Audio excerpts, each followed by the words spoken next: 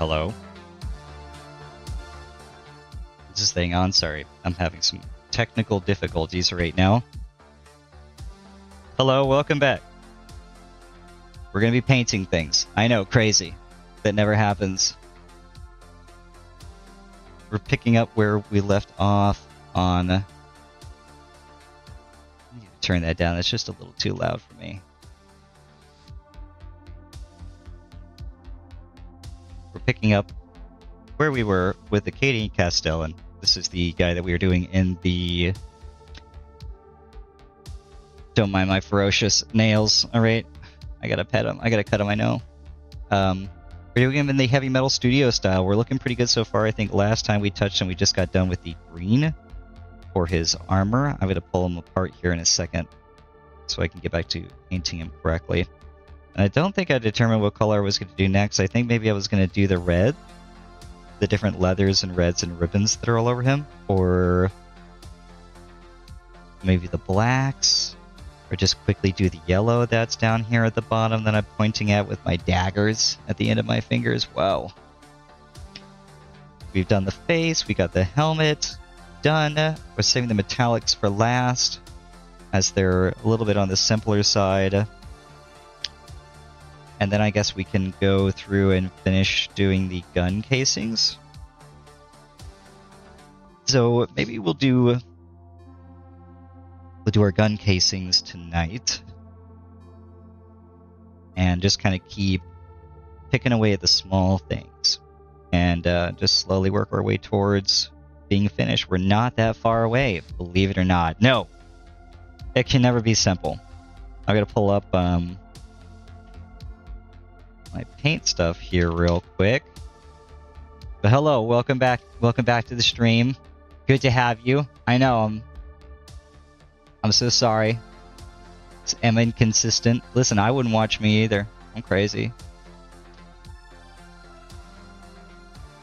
Where are we at now? I think this is for...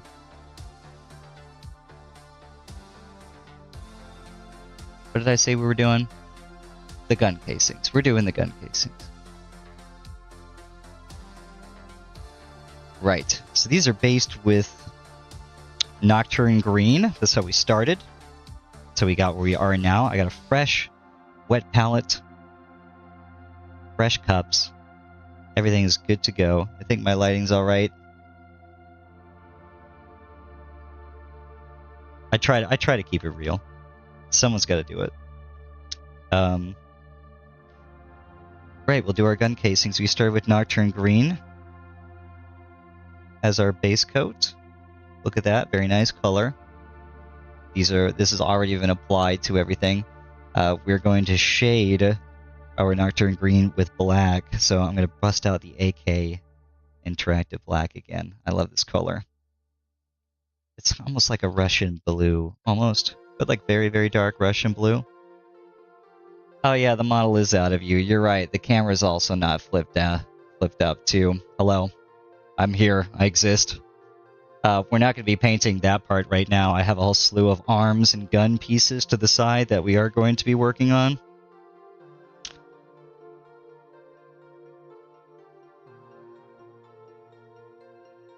A little dollop there on the wet palette.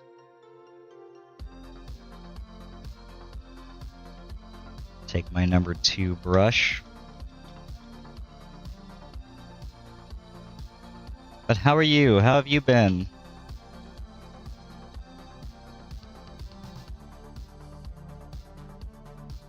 I think we'll start with the chain sword. This little guy right here. So we're going to go...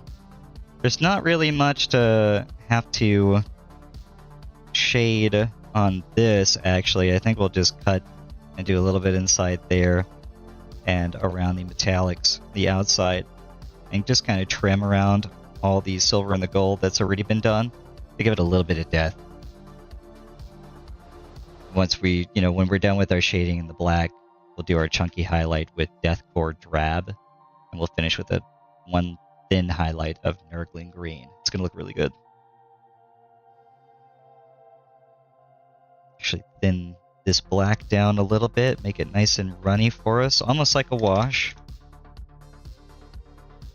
You could technically just use Nuln Oil for this too if you really wanted to, but you won't have the same depth and control that you would.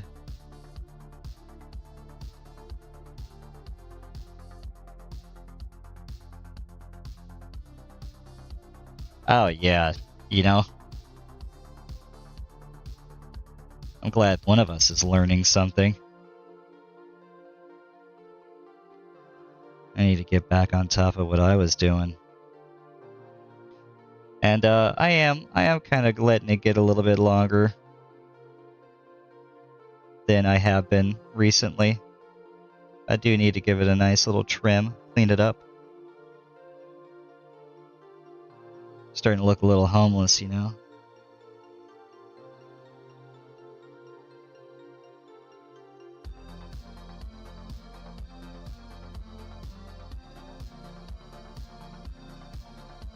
We're just working around where these two parts of the model meet. We wanted to use the thin down black because it's not just painting straight black onto it. It's not going to make a completely black line. It is just going to give us a little bit of the shade that we want for this.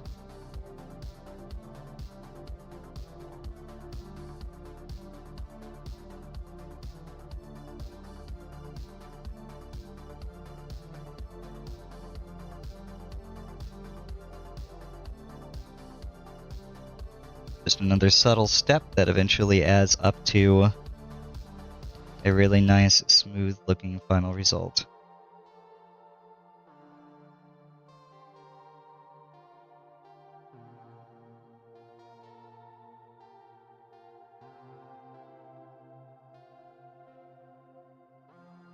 Right.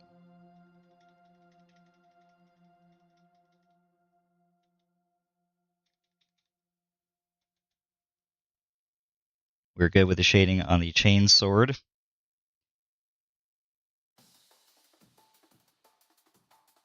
The bolt pistol. I kind of like this track. Makes me think of Ghost in the Shell. I'm just going to lightly go around the little rivet details that we painted silver earlier. And we'll trace the gold skull.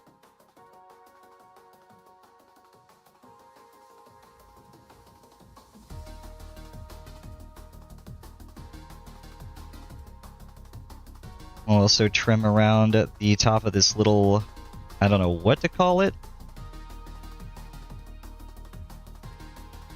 of our bolt pistol.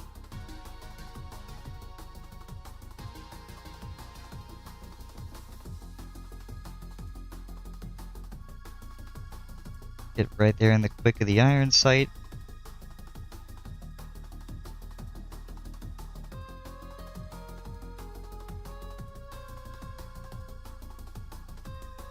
And make sure we get the rivets on the other side too.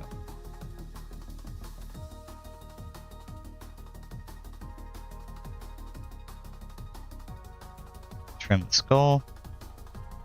Be very careful not to lose control of the brush like that. Holy crapola. Finger off some of what got out of place there on the skull. Do not want to fill in that eye socket yet. We'll be coming back in later with the gold colors and filling in the gold eye sockets. Put that to the side. This should be relatively quick to paint these small green details.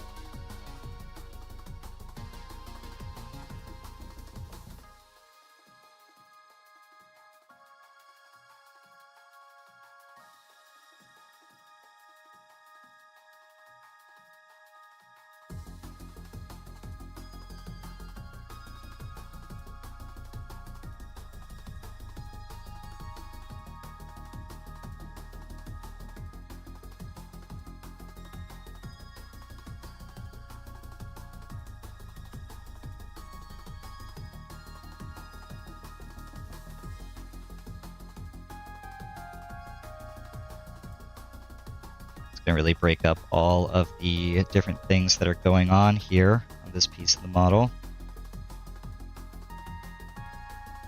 add a lot more visual interest to it. The idea behind painting this way is to give your eyes something to look at everywhere that you see. It's always something. It's got like a little flourish on it, or no stone is left unturned when painting like this.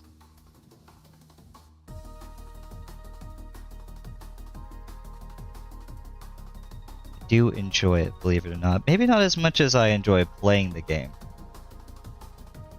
I've been trying to get more games in here with 11th edition. I'm having an okay time. A lot of people complain that Guard is not in a good place right now, and how long has it been? Like 2 weeks now? We've got tournament results that have been posted already that have us pretty down low, but as has always been the case with the Guard, I feel like you just have to be a good player. There's a lot of mediocre players that play Guard, and there's nothing wrong with that. Nobody said you had to be super good. You have fun with it however you want to. When it comes to placing at tournaments and tournament results, it's an entirely different beast. There's definitely untraditional ways to play Guard that are required in order to win, especially nowadays. Seeing those missions, those dispositions.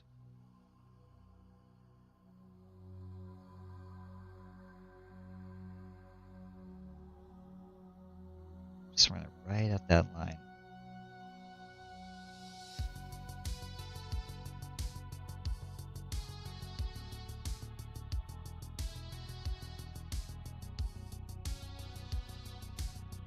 Alright, shaded that in. It's pretty subtle. It all is. It's all subtle. I'm not just getting the model wet, trust me. I am putting paint on it. There's paint going on the model. I don't know if I'm telling you that or myself. Who needs more convincing here? Okay. We do our chunky highlight now of Deathcore Drab. I know I have that color. I have it somewhere.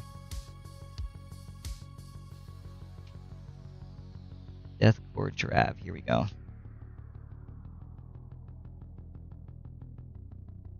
I had to do a little bit of digging in my my pile of shame yesterday, actually.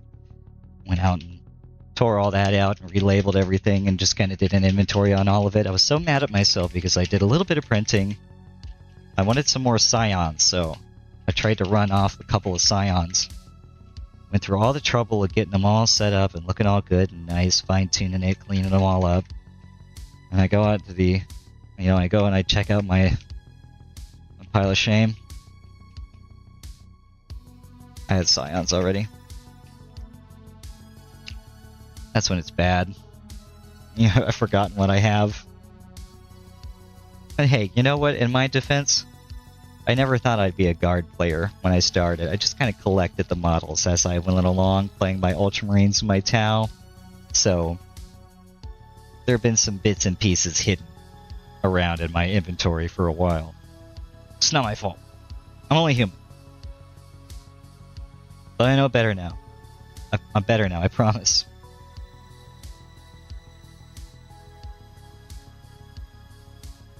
See if I can get this to come out like I want it to. Good.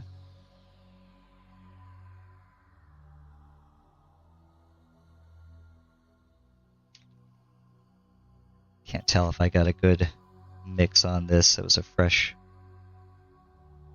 bottle. It did not mix very well. Alright, hold on. Bear with me.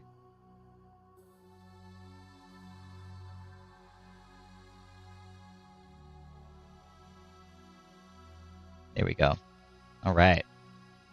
I can see it. See the colors now. This is going to be a chunkier highlight. I'm going to go a little thick on this. Not like terribly thick. It's not an edge highlight, so I don't want to be razor thin with it. Like when I do the edge of it. I'm not going to just run the edge of the brush. What am I doing? I'm not just going to run the edge of the brush on it like this, like I would for the final edge highlight. Maybe doing it thick, so I'm actually just going to paint along the whole edge on both sides. Try to make it meet a little bit in the middle.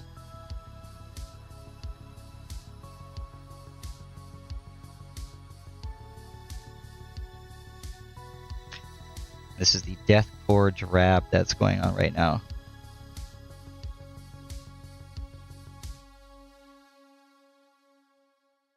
And you want to try to keep it consistent. You want a nice consistent width.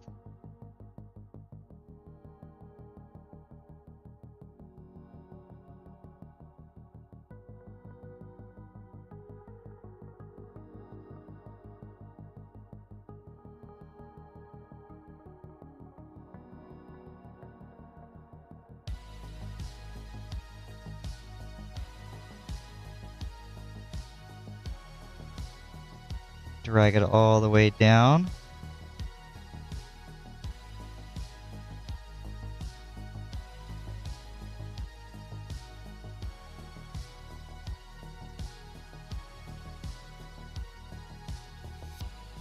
Consistency is key. Welcome back.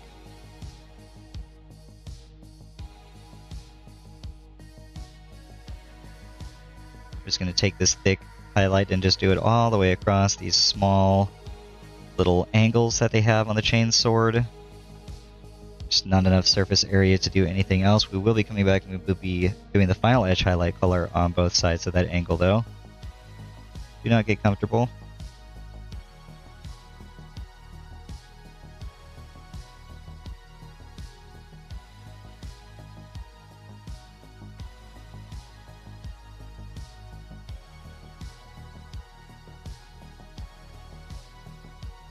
Now we'll come along the inside.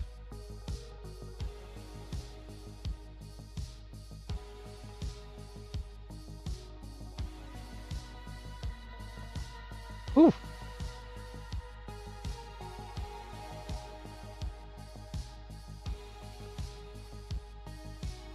Consistency in width.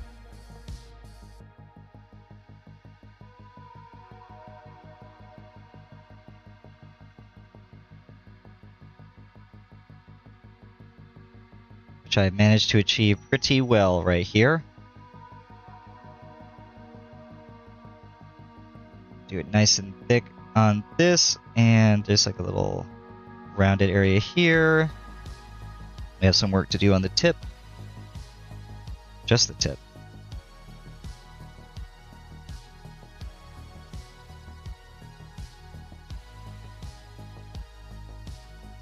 You just kind of dance around the edges here, just like that.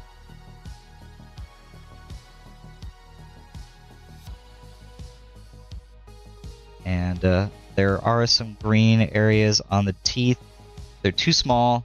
I'm not going to bother doing the chunky highlight with them. We'll come back and they're going to get the nurgling green. That will be the final thick highlight, or thin highlight. Woo! Over here choking on my own air. Alright. Do the bolt pistol.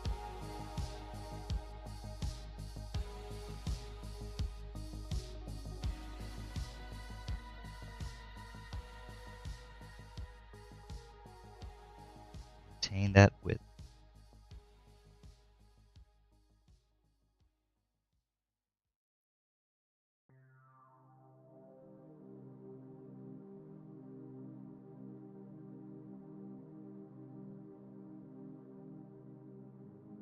If you notice, I'm kind of attacking the model from the side with the brush. So I'm not actually like doing it at an angle like this. I'm keeping it level and parallel with one another so that I can control the width much better.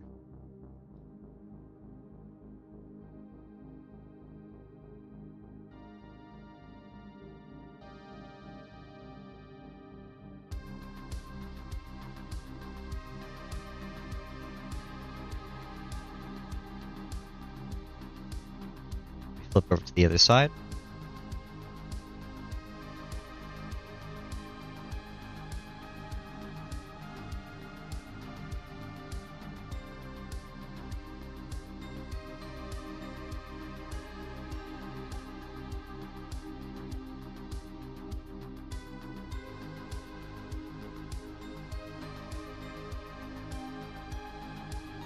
make sure we respect the rivets.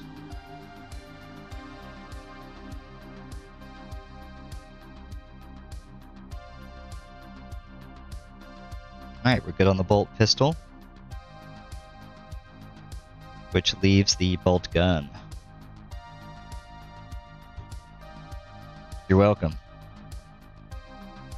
I'm here for more professional painting tips. Stay tuned. There is plenty more where that came from.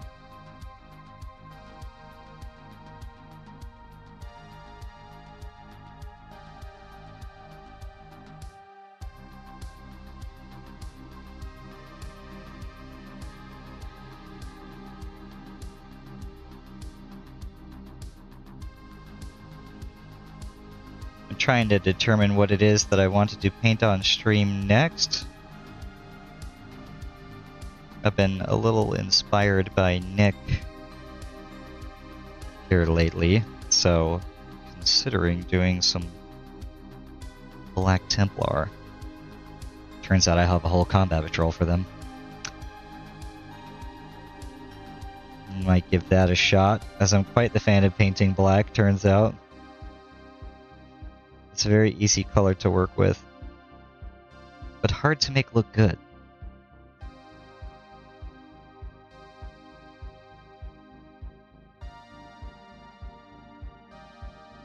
To respect that width.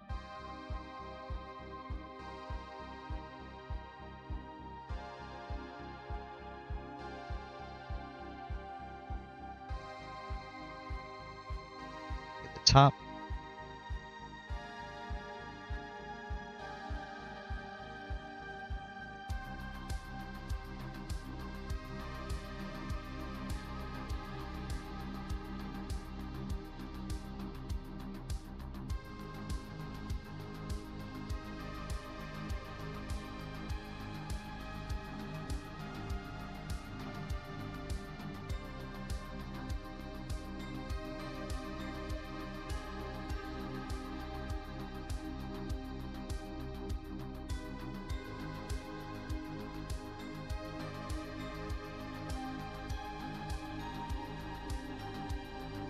Trying desperately not to shake too much.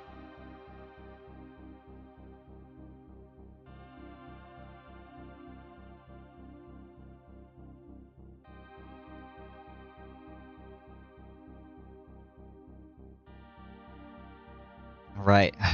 Woo! That is it for the thick highlight of the Deathcore Drab on our Nocturne Green based and black shaded gun casings. We will now do a final edge highlight of Nurgling Green. This is going to be a little bright over what we just painted, but that's okay, we want that. Get it on the palette. Take a little break, get a drink of water real quick. It got me sweating. Too much stress. I quit. I can't quit.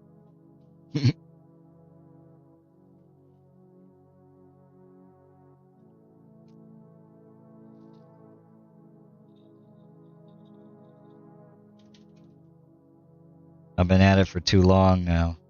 I'm too invested. Alright. Got the Nurgling Green down. You should definitely be able to see this on the model, without a doubt.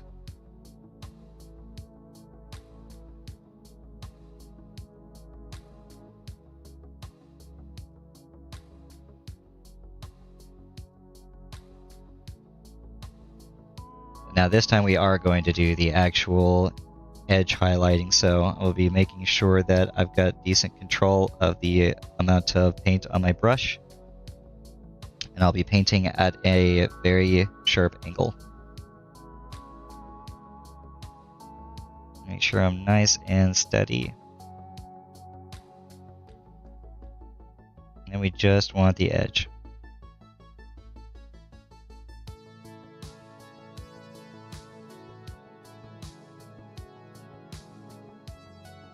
Doing our best not to paint over everything that we just did with the Deathcore drab.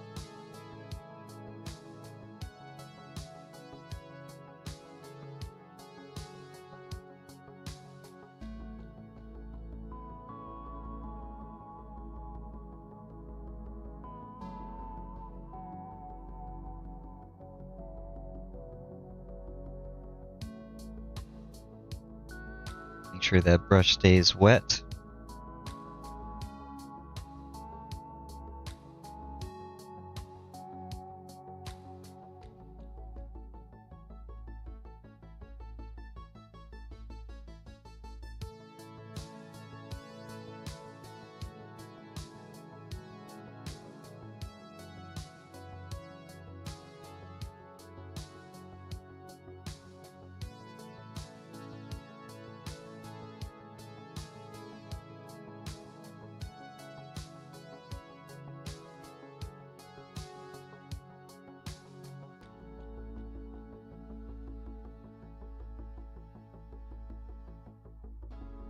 Now we'll do this very thin area I mentioned previously. I'll be painting this directly on with just the tip of the brush.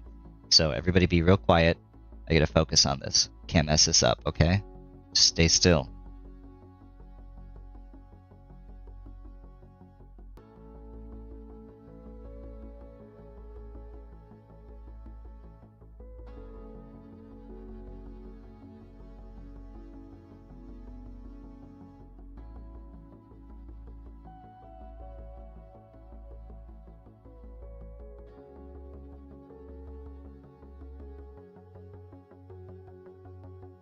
Okay.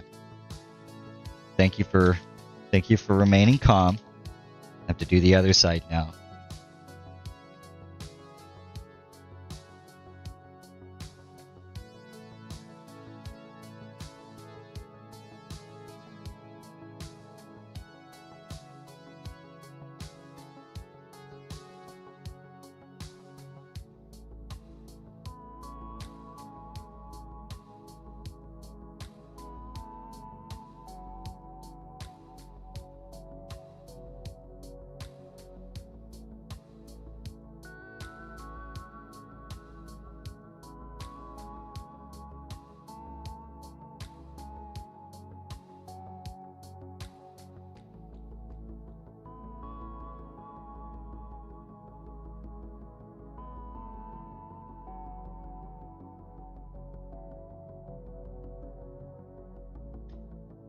I did go just a little overkill there. That's okay. We still have the other paints on the palette. We can just clean it right up.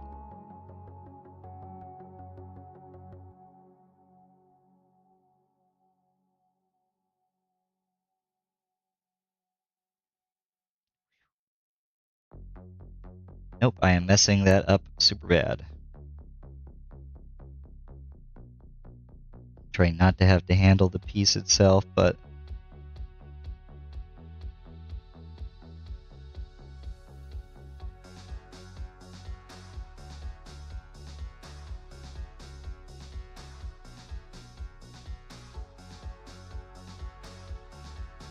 okay, cleanup time.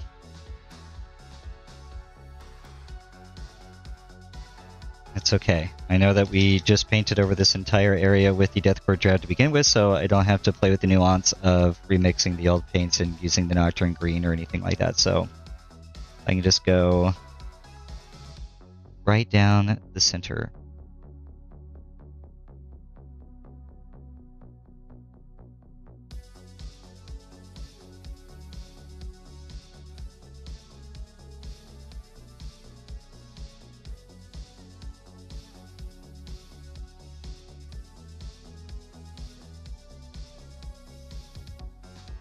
Look at that, like magic. That could never happen. Not that you could ever actually see any of it. It's too tiny. Here we go.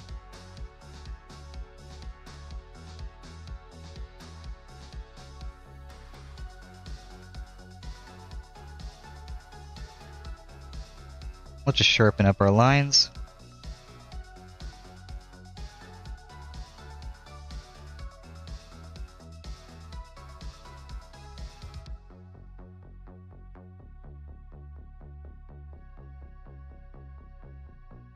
Okay. We look good.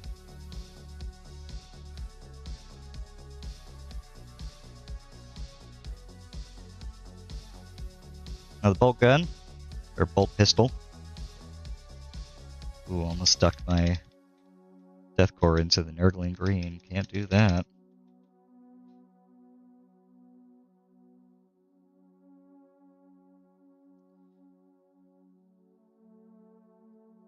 It should be very easy to paint. We have a lot of nothing but hard angles here to work with.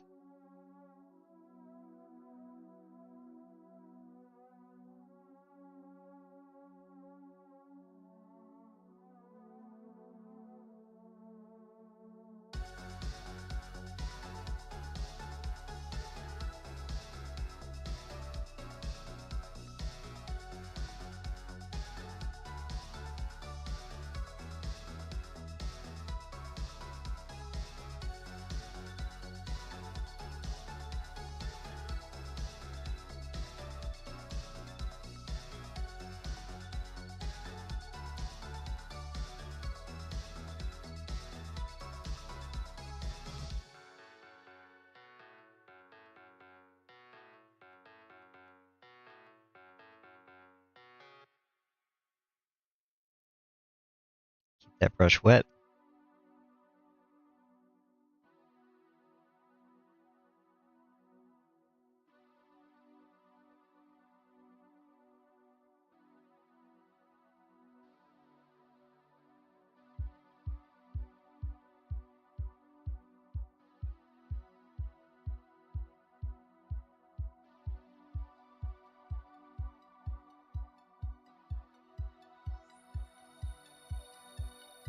Just work all the way around the model here. Very, very, very thin edge highlighting.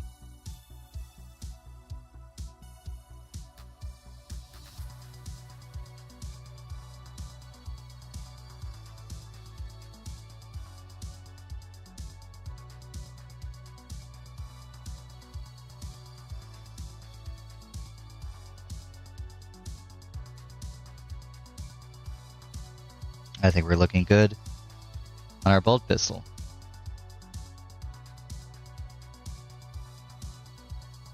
It's the only problem with having stuff in the background is it wants to focus on everything but what I've got in front of me.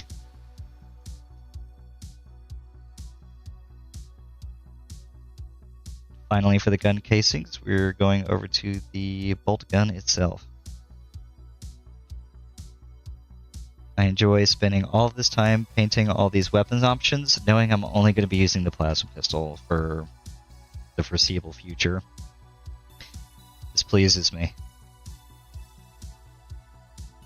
Get right in the quick of that. Make sure we don't get it into the recess.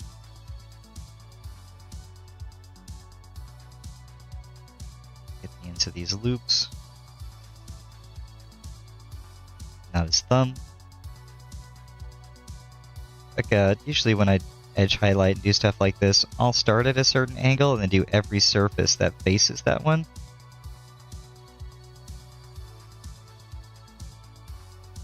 And then just rotate the model as I get each portion of it done. That way I'm not having to jump all over the place trying to get all the different angles.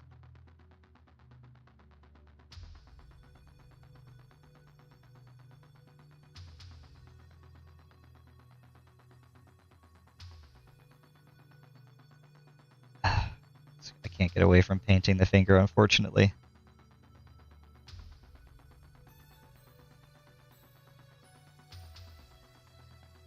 It's just black, so I can paint over it very easily.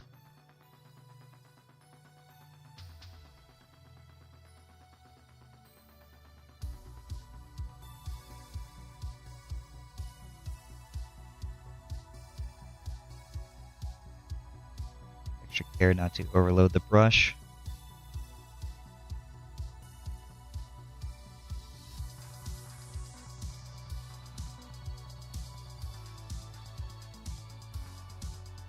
That is one side of our bolt gun.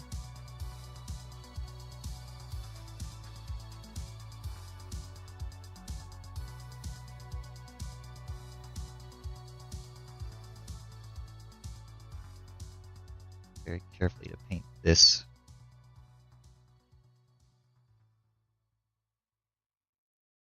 Very small lip.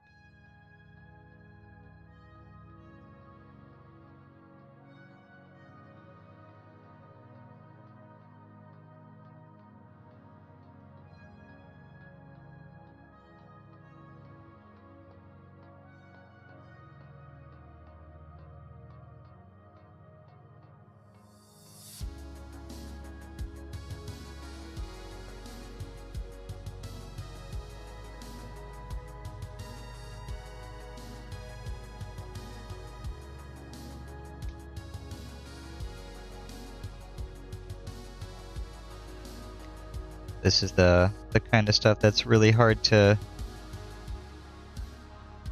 chit and chatter while I'm doing it, unfortunately. Takes a little bit of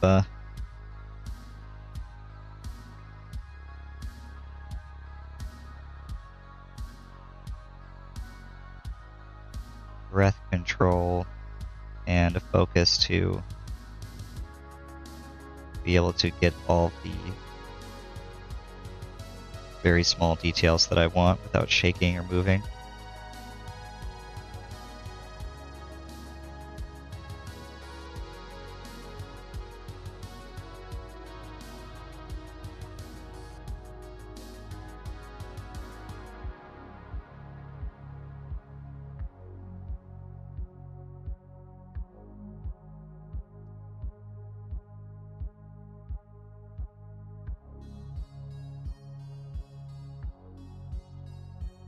One little spot right here, the opposite side of that recess line area. Whoa, I totally just botched that.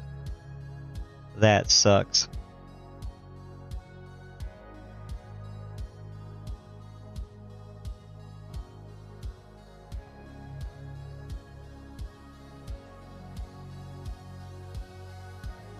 Oh, you know what? Happy accident. I still have the previous paint, so I'll just clean it up real quick.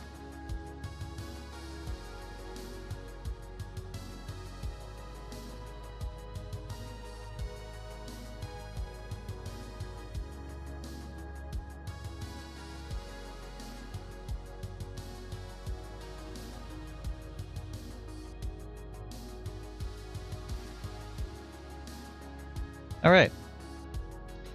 We are looking good. That's a nice bolt gun. There is a small piece of green towards the back. I'm going to do that really quickly.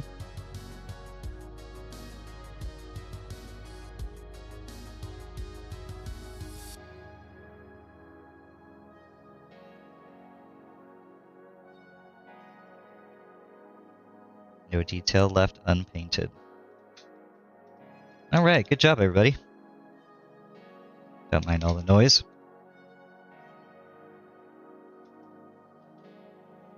Whew. Our gun casings are done. I think next... what do I do next? I'll do the leather details. So we have a strap that goes across the breast.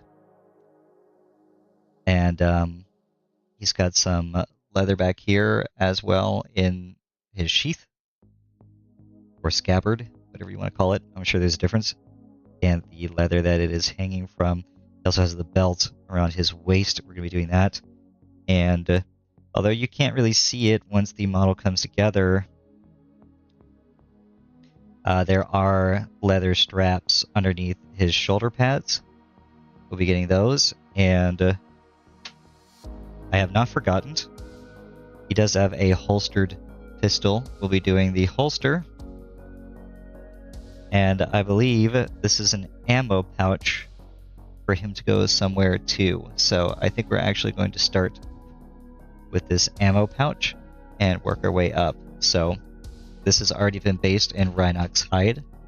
We're going to shade it with a 1-to-1 mix of Rhinox hide and black. I'll be using my AK Interactive with this again, so I'm going to mix up my Rhinox.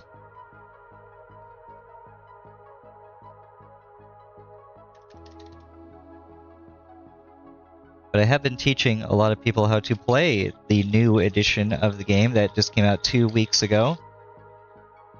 It's a lot of fun. It's a good time. Told you might have had a great increase of time on your hands here recently. At least that's what a friend told me. So, you know, something to consider. No pressure. No pressure. No pressure. No. I do already have the Rhinox hide, or I'm sorry, the AK Black on the palette already, but I do not have a confident. I don't have confidence to mix it, so I'm just going to.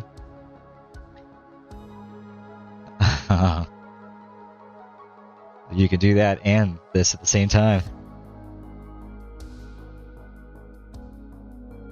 There we go. Okay, that's close to 50-50. Close enough for me.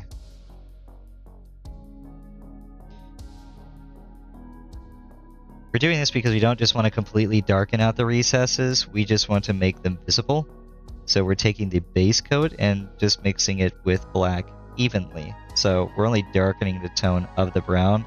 We're not just completely filling it in with black.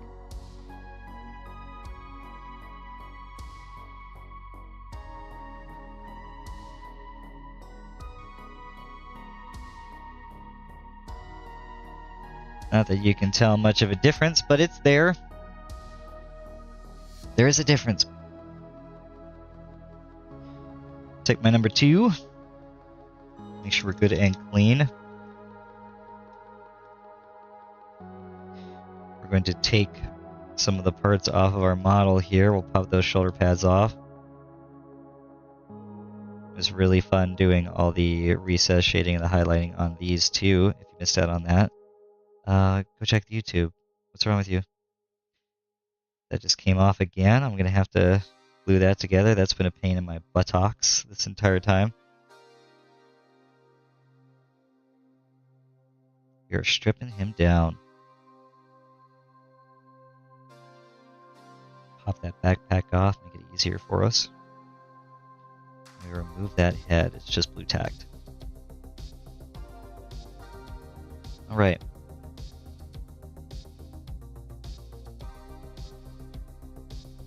Pop him off his base.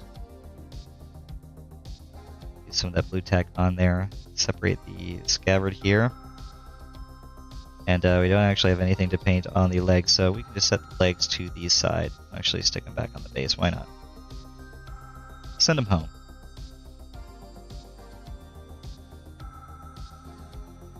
This is the black and Rhinox hide mixed 1-to-1, and we're going to paint this into our recesses. So here where the metal clasp meets the belt, where it overlaps itself.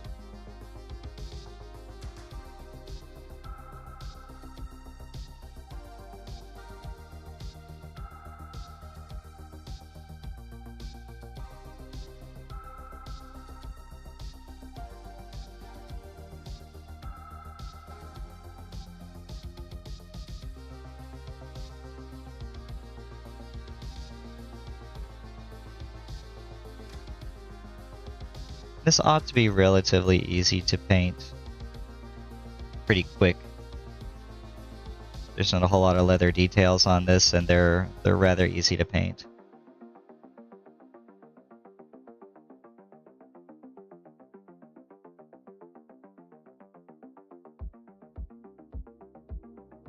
Alright, we're already done shading the torso. We can look at our scabbard now. Push that against my blue tack here. Make sure our brush is still wet.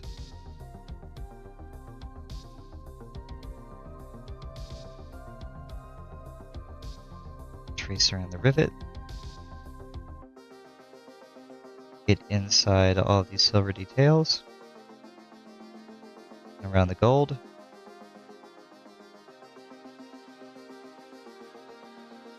Preferably without painting the gold like I just did, but that's okay. It's just a base coat. Right here where we meet the red.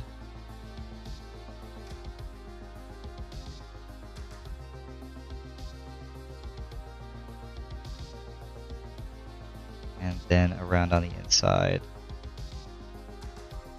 And where our strap meets the silver up here.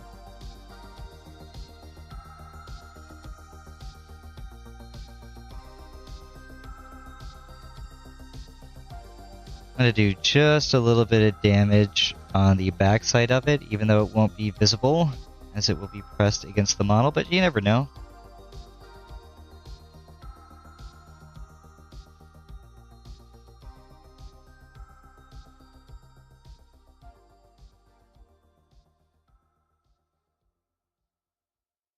Okay.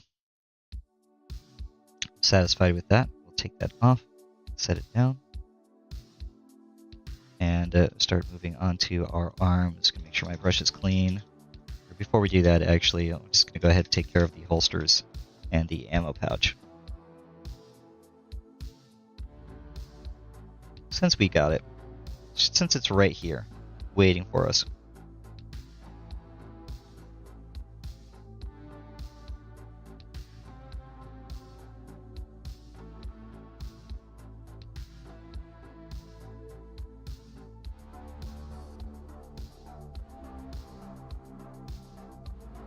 I'm actually going to very lightly paint this into these very slight recesses and folds in the leather. It's going to look a little ugly now to do that, but once I come back with the highlights and start to paint the highlights over those folds and smooth it out, it's going to look better.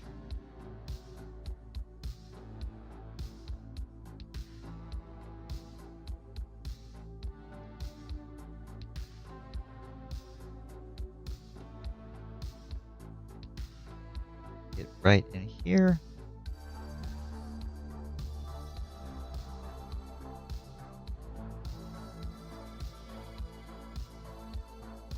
All right.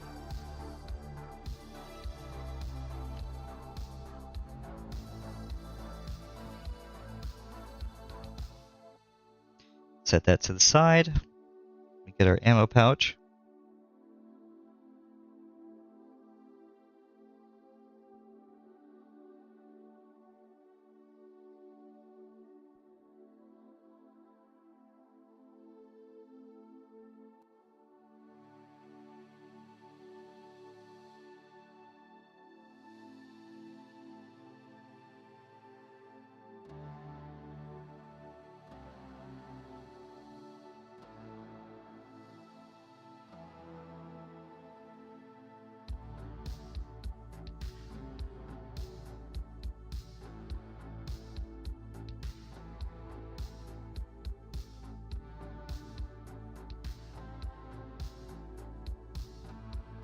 That away. It's a lot of the same thing going on here with these shoulder strap pieces. There's not really a lot of recessed areas to shade on them, so we're just going to kind of pick out some spots to add a little bit of flavor to them. We're going to artificially create some shading on these leather pieces.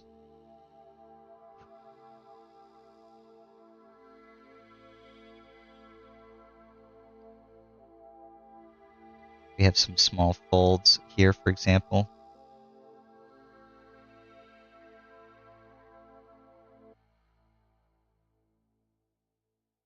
Slightly pick out in between them and not blob it on there like I just did. The power sword. Small little folds. Tuck them right in.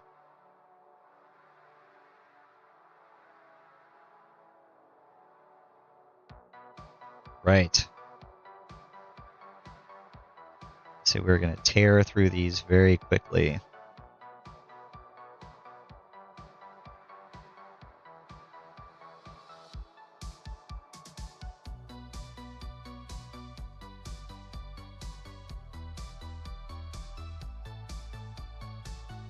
Look at us go. We are so fast.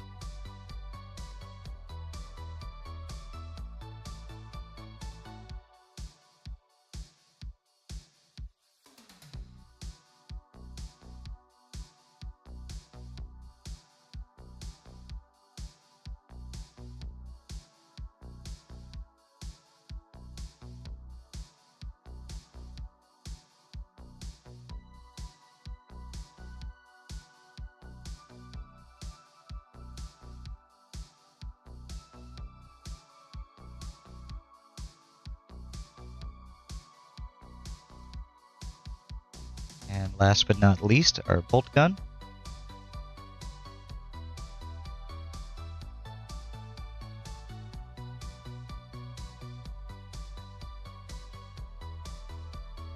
There's not a whole lot of action to work with here, so we're already done. That is the shading on our leather. Good job. I'm so proud of you and the work you've done here with me today. We're making bounds. So much progress. Okay. We have the Rhinox hide base coat, our Rhinox to black 101 mix. For the shade for our chunky highlight, we'll be using Doom Bull Brown, which I do have somewhere. I know that's a familiar color to me. In one of these bottles. This is more of like a red kind of color. Scrag and Doom Bull. Here we go. The Doom Bull is going to go into Steel Legion Drab and then finally into Carrick Stone, so it's kind of become more tan as we go, but I'm just going to be doing the thick edge highlight with the Doom Bull. Then the Steel Legion Drab is going to be the thin edge highlight, and then the Carrick Stone is going to be used to try to paint like weathering and aging on the leather to make it look like it's been folded and used a lot. Hello, Emily. Welcome to the stream.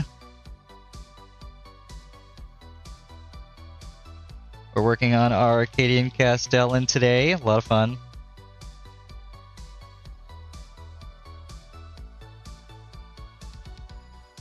We are almost done, at least compared to where we started.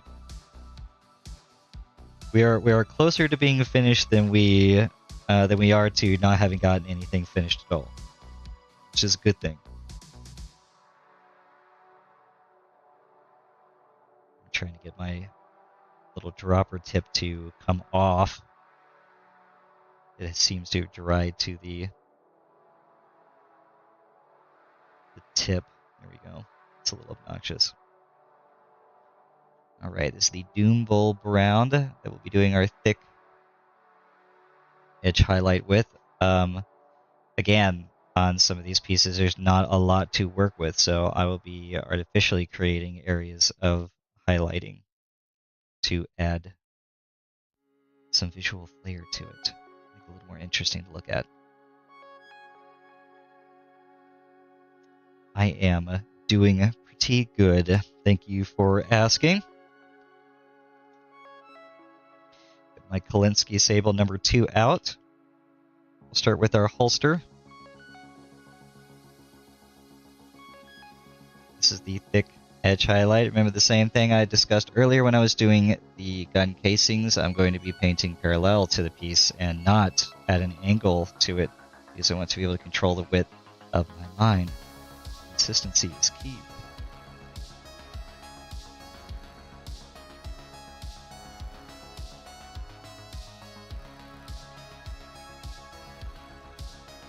There's a little raised area up here. We're just going to run along with that really quickly. Get it out of the way. This is going to give it like a really nice, like warm, tangy brown appearance to the leather.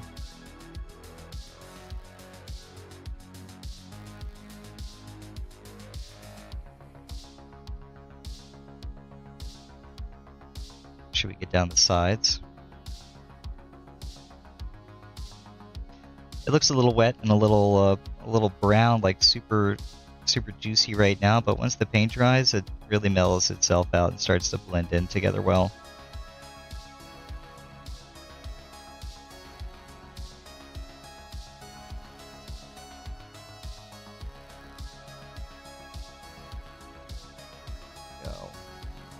good. But how are you?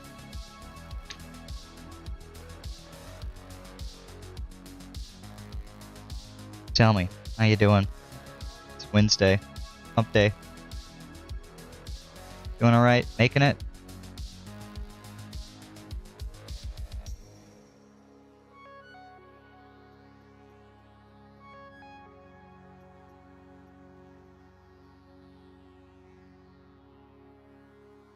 All right. Looks good. Do the ammo pouch now.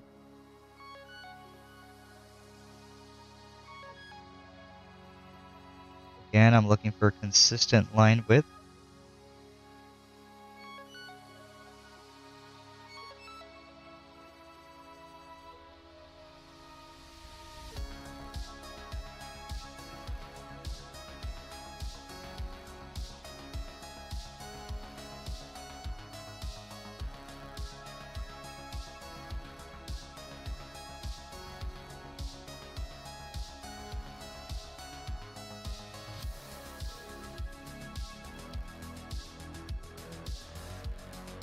Our way all around.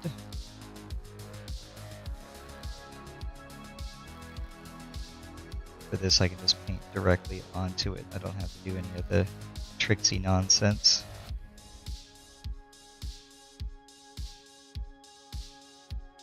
That brush nice and wet.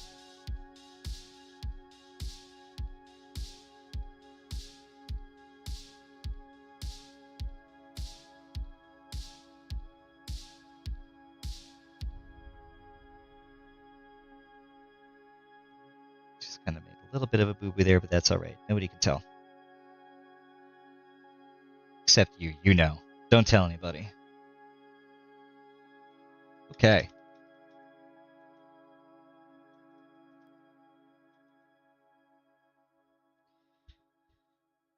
We'll do the torso now. I'm going to stick this on my little blue tack stump here. I do not like handling the models, especially as often as I have to when doing this particular painting style. I find myself having to go back and repaint stuff because I've rubbed it off.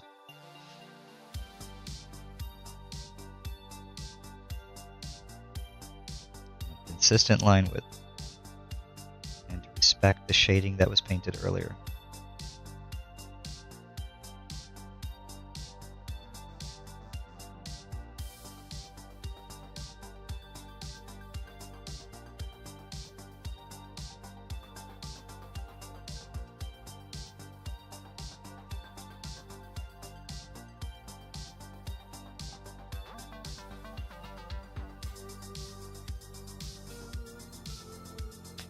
Don't actually think you can see much of the back strap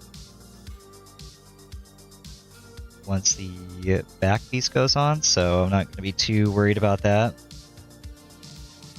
Make a little bit of little boo-boo on it. It's not that big of a deal. It's not the end of the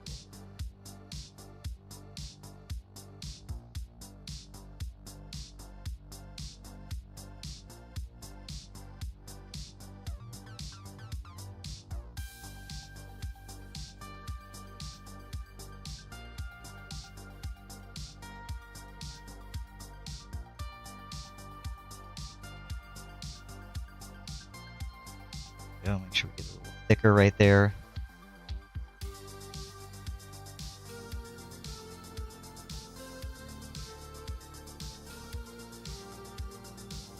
Just cruising through.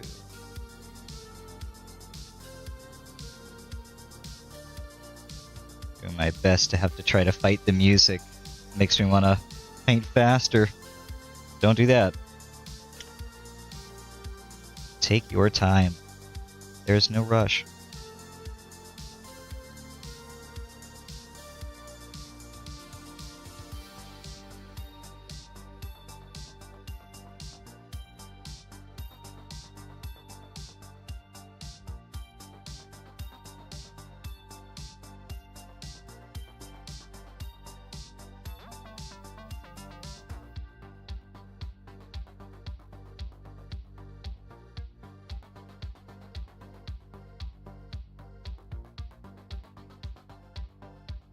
All right. Looking good there. Pop that off. That chest is looking so good. That whole torso piece is looking fantastic. I think it's the closest to actually being finished.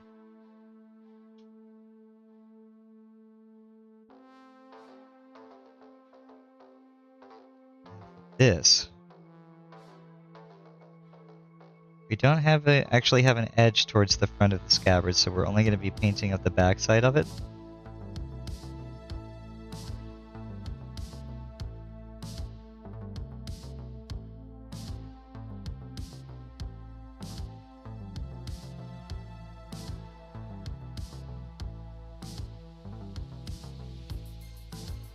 And just right on the tip. We will not be doing any more of the extra highlights on the front of the scabbard. What you see is what you get.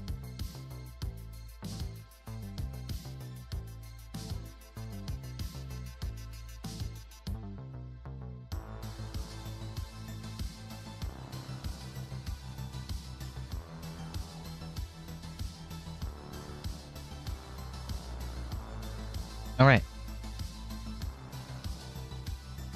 Good with that. We'll clean our brush, make sure that it is good, nothing is drying into the ferrule.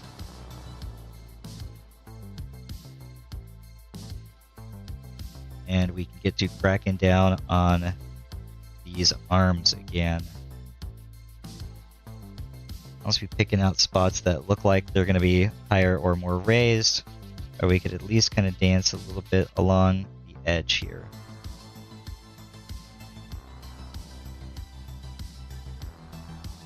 Top.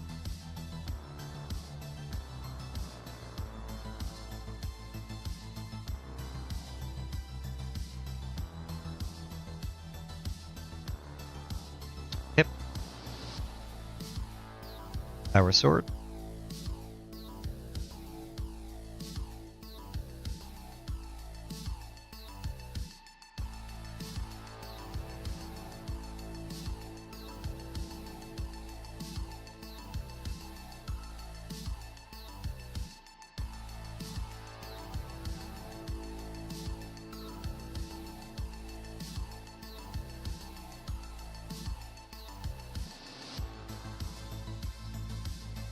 Chain sword, which I think is like the coolest looking melee weapon. It just sucks that it sucks.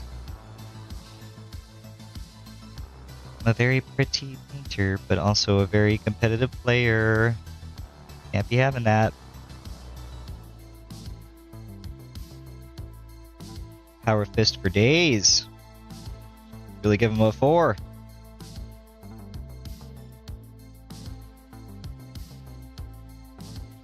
Castellan will be leading a Cadian command blob with Nork Deadog attached to it and thrown into a big fat squad of 20 Cadians that were painted previously on this channel. You should go back on my YouTube and look at my videos of that. It's a lot of fun. Did not do them in the Games Workshop Heavy Metal Studio style. I would go crazy. If I did, I would still be painting them. I'd be painting them for the rest of my life. Did them in my just generic, easy enough to paint and still look really good paint scheme without all the extra details and blending necessarily to make this happen. What you're seeing right now.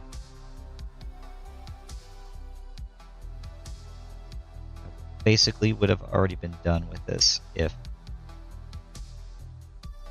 I were using my more generic painting scheme.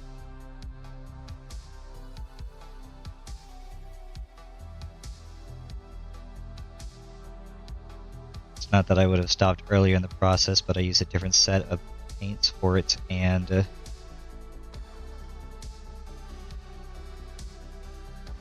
there is just less paint that goes into it in general, actually, period. I think at most I will do one edge highlight on the entire kit and caboodle when it comes to painting in the non-GW style. Oh no. I totally forgot about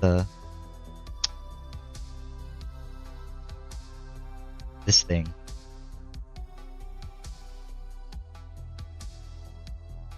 I'm just going to take this color and paint it all along the side.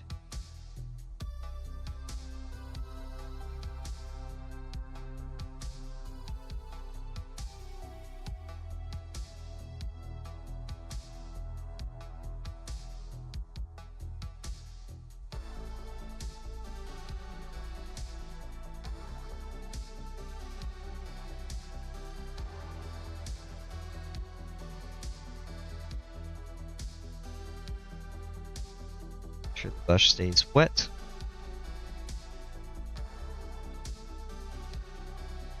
And then I will do just a little bit, there we go, on the inside here.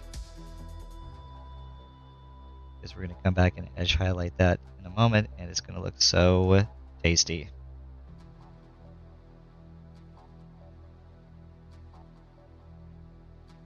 Is a weird way to describe leather, but you will understand when you see it. Alright. We have no more leather to do with our Doom Bull Brown highlight. I'm going to just take my Rhinox and Black 1-1 mix real quick and paint inside of the recesses on this strap.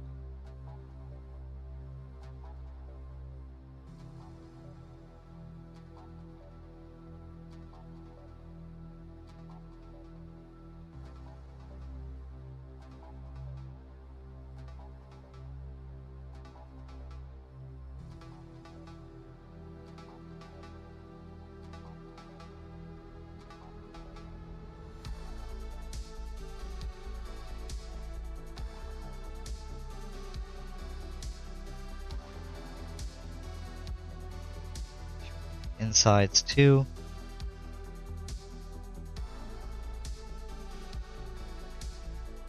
All right. Oh yes, thank you. I'll make very sure to get that spot. I appreciate you finally joining me. Welcome to the Crimson Bench. It's a pleasure to have you. Okay. So we did the Doom Bull Brown. Woo! Cracked my back. Now we're going to do our thin hedge highlight with Steel Legion Drab, which is right here. You can see it's becoming more and more progressively tan. The Karak Stone is going to be the final one, which is very, very tannish. We've come a long way. But it's this transition in colors that gives us the very nice gradient, smooth effect that we really want here.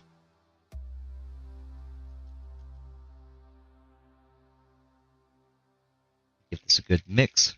There is a little bit of a delay on the stream too, so if I don't answer you immediately or it takes me a little bit of time, that's the reason why. Unfortunately, the chat is also not plugged into my mind, so I do still have to look up in a way to see what is said. For now, I'm trying to figure out some solutions for that. I see some people have like a small little screen or a small monitor that they put to the side so that they could just look up, very briefly and have it in their peripherals and keep track of everything. I might be there one day. Who knows? We'll see. Right. We got some of the Steel Legion Drab on the wet palette now. Cap that back off. We're back again with the number 2 Kolinsky Sable round. Very small. And we're going to start back at the bolster again. This is going to be our edge highlight, so very thin, very small, and we'll be writing this along the edge. We're no longer painting parallel, we'll be painting whatever you want to call that. I want to take advantage of the long bristles of the brush and use it to paint the edge for us. This is the little Katie and Castellan dude I've brought in on occasion. I've been working on him for quite some time now. Normally these kinds of things don't take this long for me to paint, but because of the advanced painting style that I'm using to paint him in, it is taking a lot of time. Some would say that the result is worth the effort.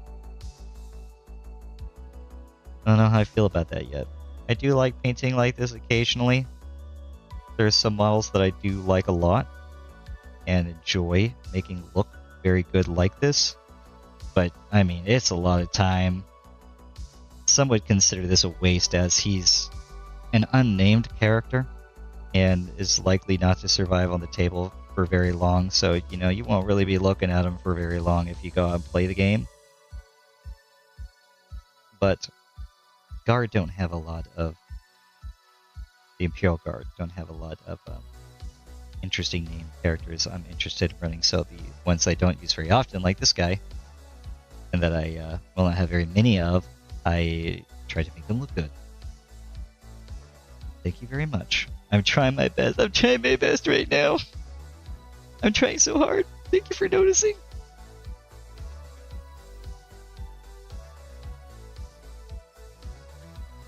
We are currently doing the leather all around the model. He's got little pouches and belts and small fun little details like that. Hold on, I'm going to try to... I don't really know what I want to do right here.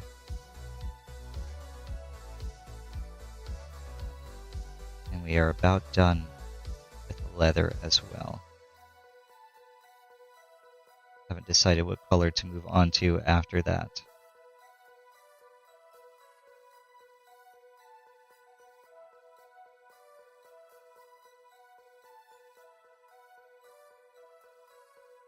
Helps not to slouch.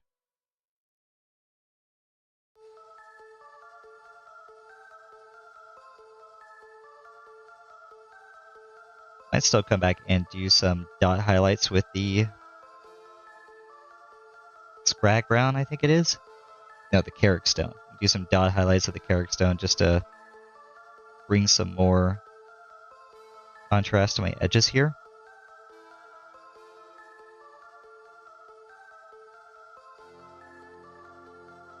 As our gradient is feeling a little strong right now. I know that's really hard to see. Hold on one second.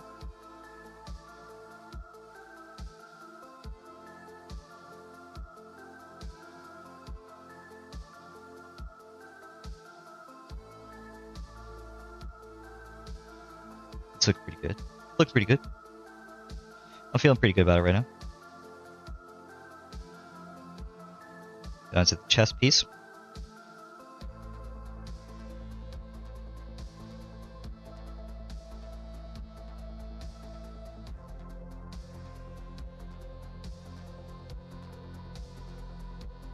Very, very thin line. Almost like we're painting inside of what was done previously.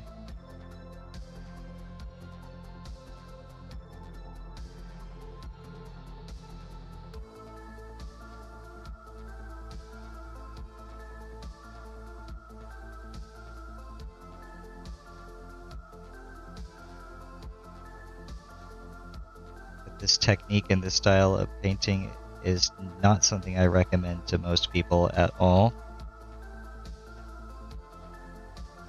I am actually crazy for painting this way.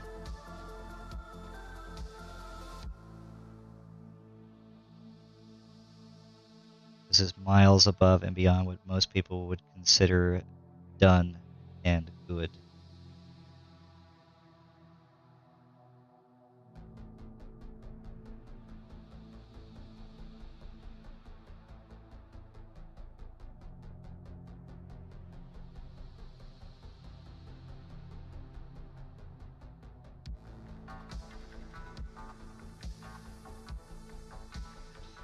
But how are you? What are you up to? I feel like I haven't spoken to you in several days.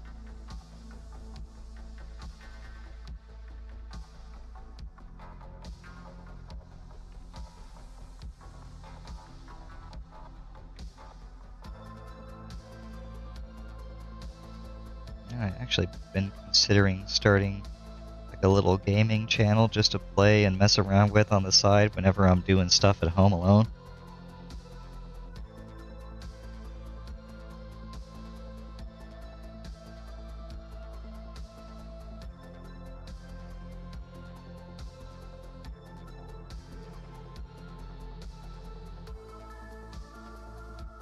paint over here already? I think I did. Yeah, I did. Okay. Trim our belt.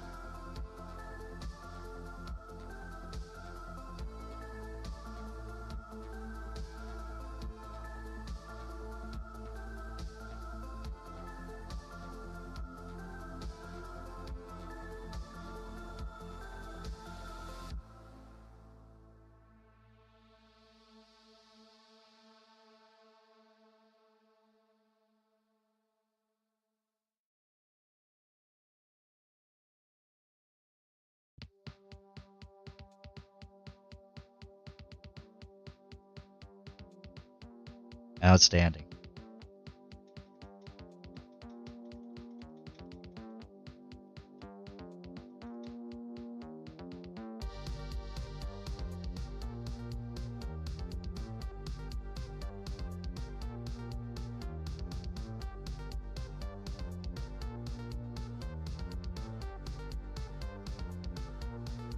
Now for our sheath. Our sheath scabbard slash sword holder, whatever you want to call it.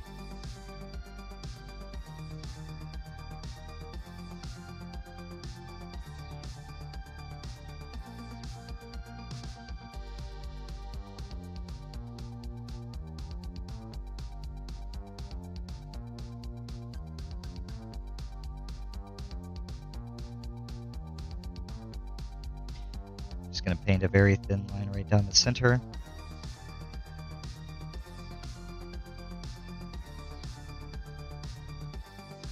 There's no defined edge there. Get our backside.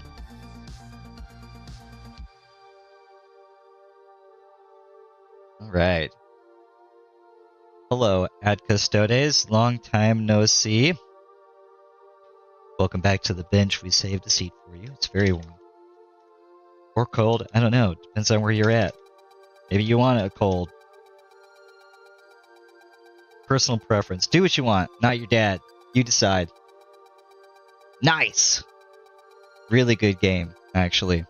I've been meaning to go back and play it again here because I'm told that they added the... Well, I tried the Tech Marine. That was interesting.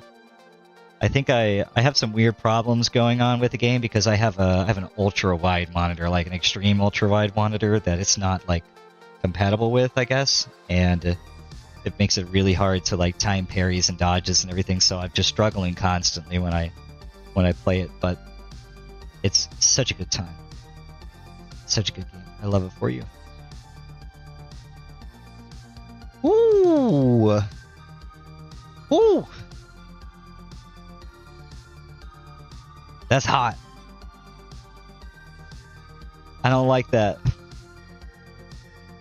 Come on over. I keep it a comfortable 72, right? Nice comfortable 72. Where was I going with this? Here I go. There's not a crazy amount to do on the shoulder inside pieces here. Just kind of trimming into the pieces that I highlighted previously. Most of this is going to get covered up.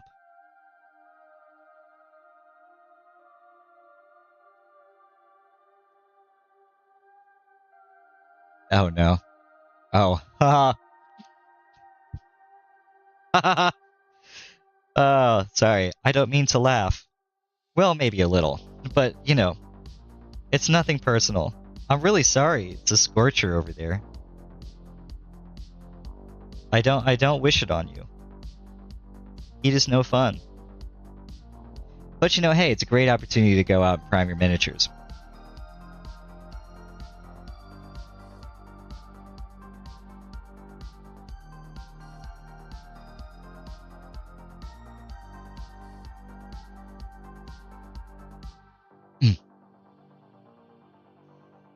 And I might actually hit you up on that, come to think of it. Look for me by the same name on Discord. Check and see. Didn't they say something about introducing a new class? I tried to get around to playing the Horde mode for a little while, but I never really seemed to get very far on it.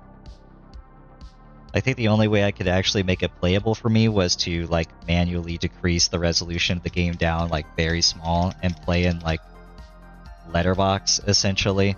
So it's like windowed mode, and I'm just playing. Like I got a monitor like this big, and I've got the game squeezed down to a small screen like this big. So I'm like I have to lean in to see what's going on. But I mean, it plays great when I do it like that. But the funny thing about having like the ultra wide monitor and having it set to the correct resolution, you can see so much. You see everything, like almost like a full complete wrap around the character. Nobody sneaks up on me.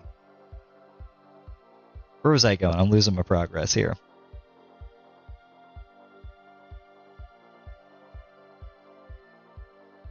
At this rate, I think, at least for this model, I'll probably do, because I'm almost done with the leathers here.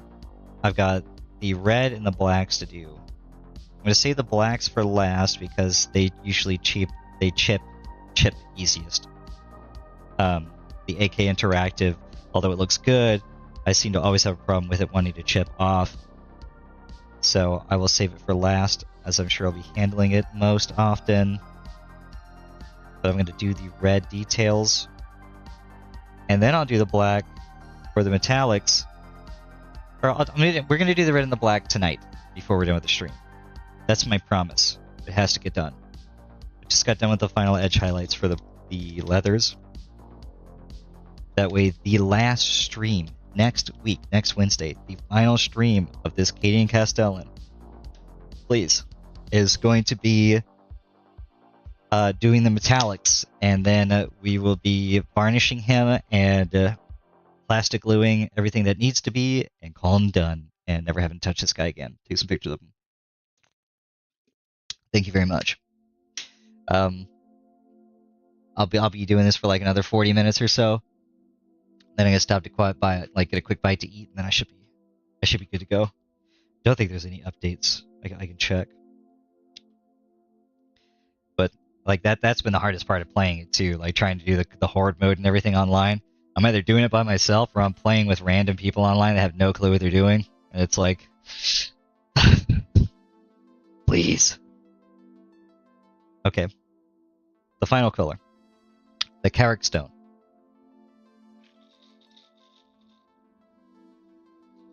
Oh yeah, I did see that. So you can actually use the Chaos skins for more than just the multiplayer. I love that. So I wonder what that's going to be like. Do you like get swarmed by guardsmen or something? That would be crazy. Or maybe you also fight the Tyranid too. That wouldn't be as exciting. Oh, that would be crazy. Like, what if you had to fight like the Redemptor Dreadnought and everything? Oh, oh, that would be cool. I mean, heretical. That would be incredibly heretical. I do not support this. They should not do that. Okay, so this Carrick Stone, we've already done the final edge highlight. I'm going to be thinning it down just a little bit with some water because I don't want it to be too incredibly strong when I paint it on. I want it to be just a little bit thin, kind of looking like milk, you know? And I will be using this to paint the stress marks and the wear marks on our leather. So on our leather. So we're going to see this, a couple of like little hatch marks and stuff like that. We're going to put some on the belts where they conform around the body. Like the scabbard is going to be clear, not going to have any on that. But like the pouches where the leather gets opened up an awful lot, we're going to do some little marks there to show that there's some wear and some tear. Oh, fight Ultramarines too. That'd be so cool. Oh, could you imagine the final boss, right? Siege mode. It's Titus. You can't win. That's the only thing. You're forced to lose. I like this idea. I hope they have as much fun making it as I am just thinking about it and talking about it. So I'm just going to be doing very small little lines. Very little just kind of working it in. That's why I've thinned it down a little bit. So I'm using the light right now to kind of find out where this fold is. It's right here.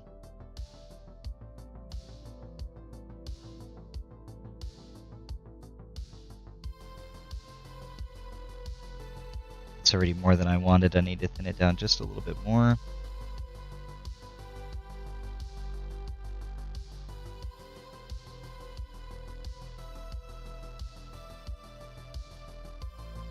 We can do some little dots with it as well. Okay.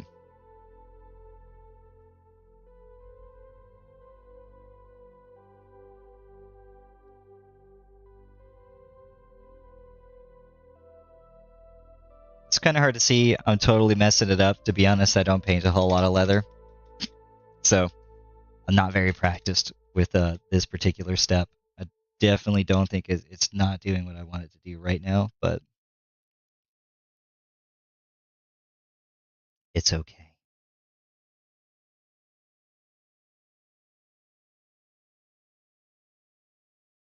Now it is.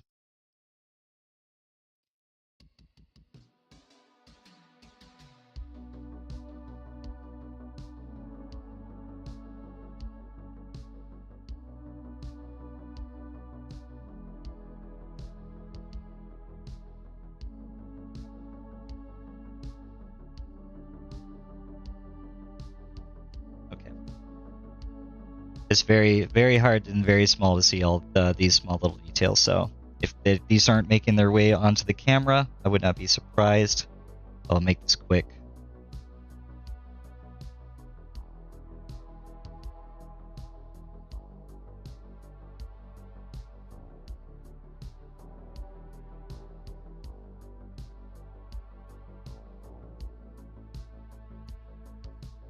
Try to make a lot of these face the same direction if they're on the same piece, like how they're wrapped around him here.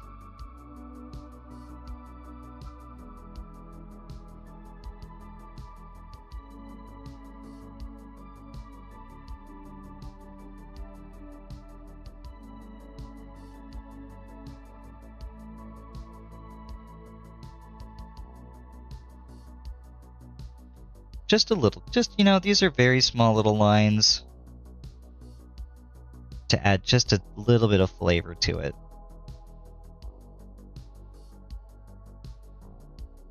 It's like adding weathering to the armor and the pauldrons.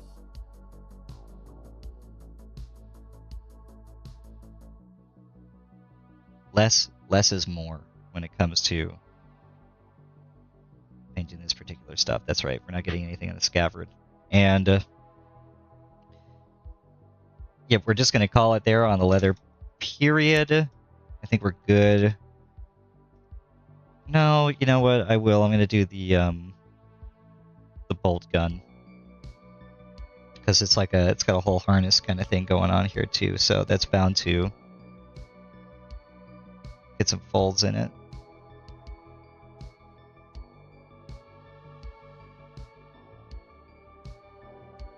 Very careful.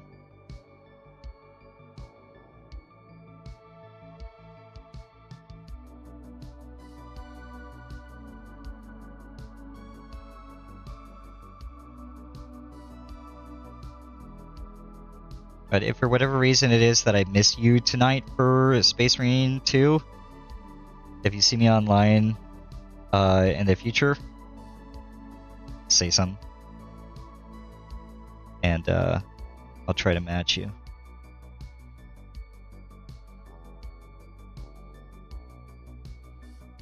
Okay. Anything more, we'll be overdoing it. So that is it for the leathers. Good job, everybody. I'm proud of us. We're so good at this. We will... I'm just going to really quickly smash out the little bit of yellow it is that I have on some of these parts. There's some small ribbons that are coming off of different bits and pieces of him. Those have already been...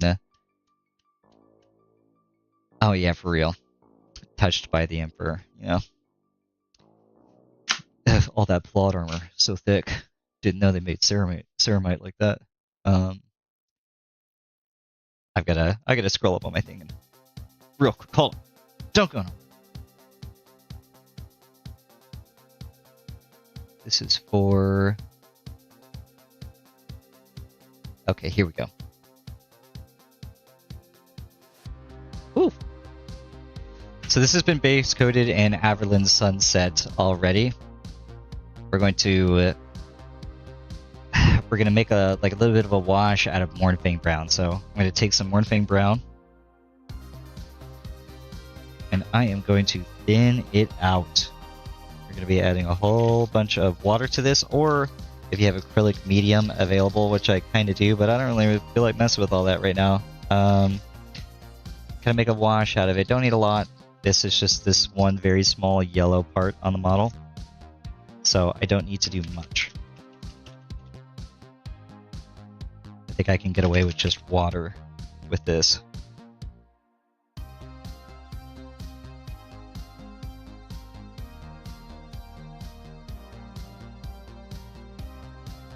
Trying to remember what class it was that I did play. I would like to try to get better with the Tech Marine and figure out more of how to play him and what it is that he has available to him. Because I think I was playing the Tactical. I played a lot of Tactical. I think I almost got to the max rank or something with the Tactical, and I was having a lot of fun with all of his abilities. And the grenades. Yeah, I think I had like some type of gimmick going on with him where I was just like endless grenades constantly. They were just recharging and recharging. Right. I'm making a wash. Get my workhorse brush out for this one. Yeah, no, hey, I don't blame you. That's hot.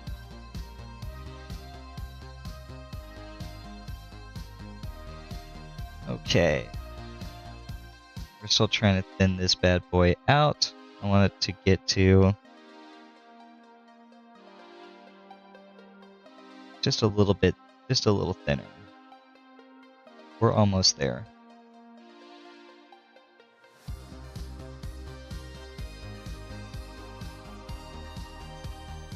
That's good. So, take our scabbard and our little yellow tassels down here.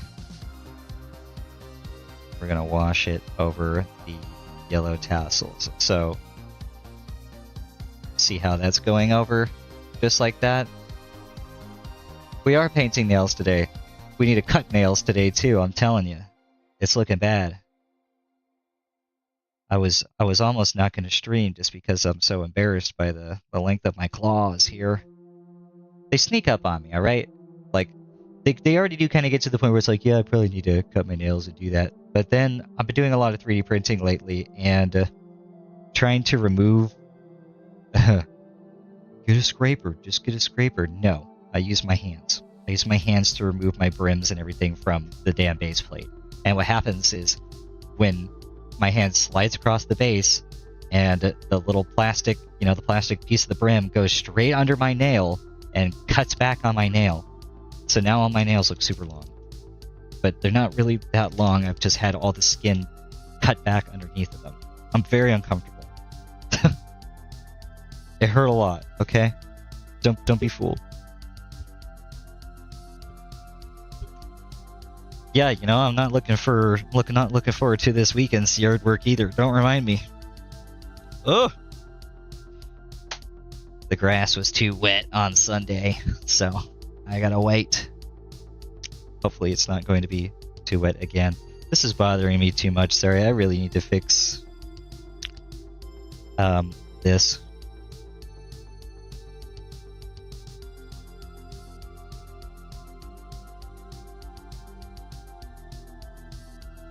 I way overdid it on the holster, and I could just see it right there in my peripherals the whole time I'm painting. I'm not a fan.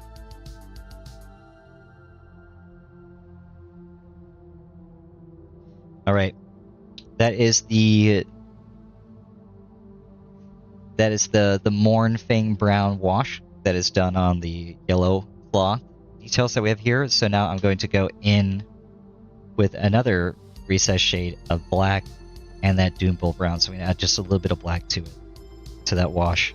And I'm going to try to paint it directly into just the recesses. So I'm not just doing the entire thing, I'm going and just washing the recesses now. We're darkening it up so that when we get to painting our yellow colors again, they're going to look super bright. They're going to look like McDonald's French fries, you know what I'm saying? That's all it makes me think of. Look. It's McDonald's French fries. You can't convince me otherwise. I'm unconvincible, unconsolable.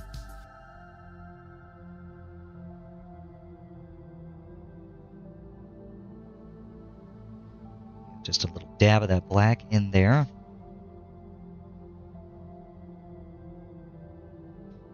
Give that a nice mix in with what we just had going on.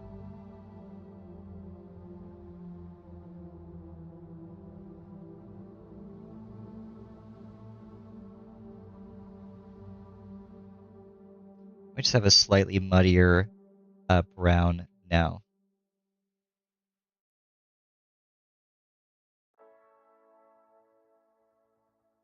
It's actually impressive how little black was added and how strongly pigmented it is, and it just completely overpowers and washes out the brown. So we're going to thin that down a lot like we just did. Get a nice little wash consistency here. That way it runs smoothly off the brush and draws itself into the recesses.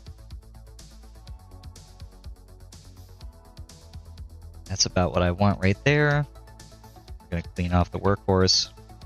And we're actually going to be applying this with the number 2 Kolinsky, so we can get into those little details.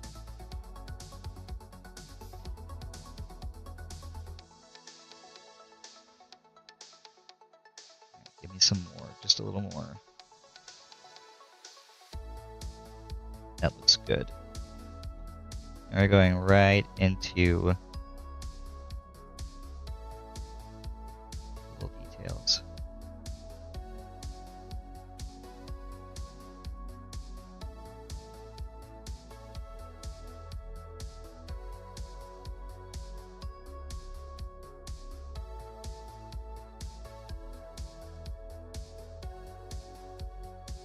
As you can see, it's pretty thinned out, so we're not completely painting over the yellow. We're not just putting black into it, you know?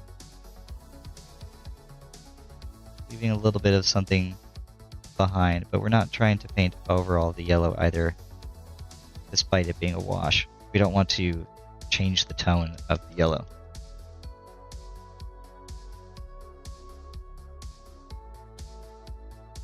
Nice!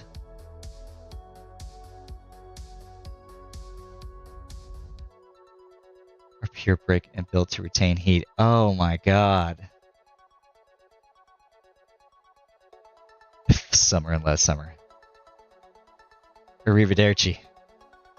Catch you on the flippy. Alright, that's our recess wash. Now we are going to edge highlight with Averland Sunset and then do a final edge highlight with Wraith Bones. So we're going back to our base coat of Averland. Give her a nice mix. But that really sucks. I wonder what that means for the future. Because if it happens once already, it's going to happen again. They're going to have to start reconsidering how they construct houses. Or is air conditioning going to become allowed again? I wonder what their initial reasoning behind that was. Must have been a good one. One would hope.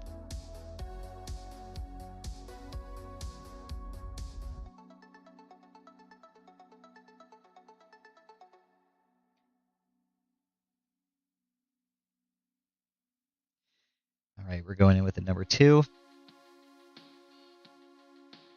This stuff has always been pretty thick for me, so we'll thin her down just a little bit. And we're just going to paint the top.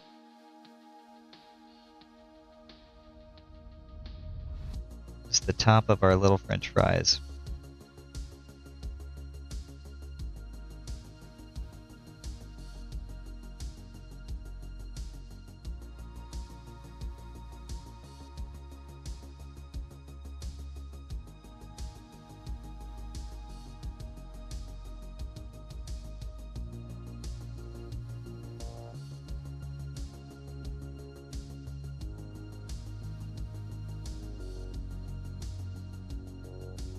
Okay.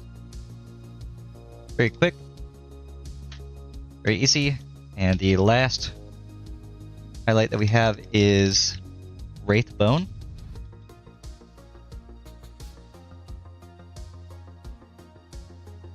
Oh, yeah. Well, it makes sense. Makes a lot more sense than not being allowed, and I don't know an awful lot about some of the stuff that goes on over there, so when you say it like that, that makes a lot of sense. I guess I wouldn't have air conditioning either if my house was just like always a nice like temperament, like chill color. I haven't painted too much. That's what that means when I say that. Nice chill temperature all the time. I know I have Wraithbone. To find it. That's who Shop Debone. Wraithbone's more like a cream. Here it is. 75 degrees summer temperature.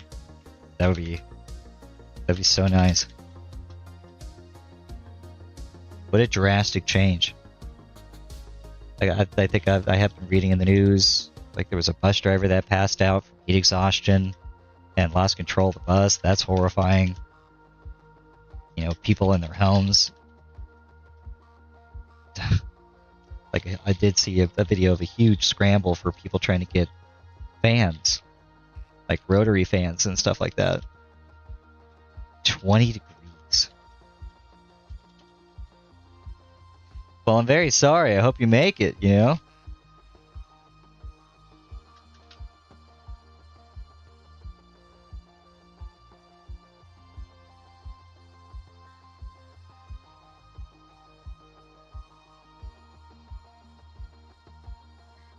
Some of the memes and the jokes and things I've seen online have been absolutely madcap stupid, of course.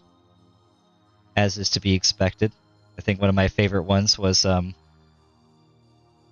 people in the United States offering to turn their air conditionings on and open up all their windows. And set up fans to blow it all towards Europe. Ridiculous. I'd see jokes and stuff like that all the time about some of the hurricanes that they'd have down in Florida, where they told everybody, we're all going to go out to the beach and turn on all of our fans and blow the hurricane away. Like, sure thing, everyone. We're just going to do the tips here. Very scarce with this Wraithbone. This is another one of the less is more situations.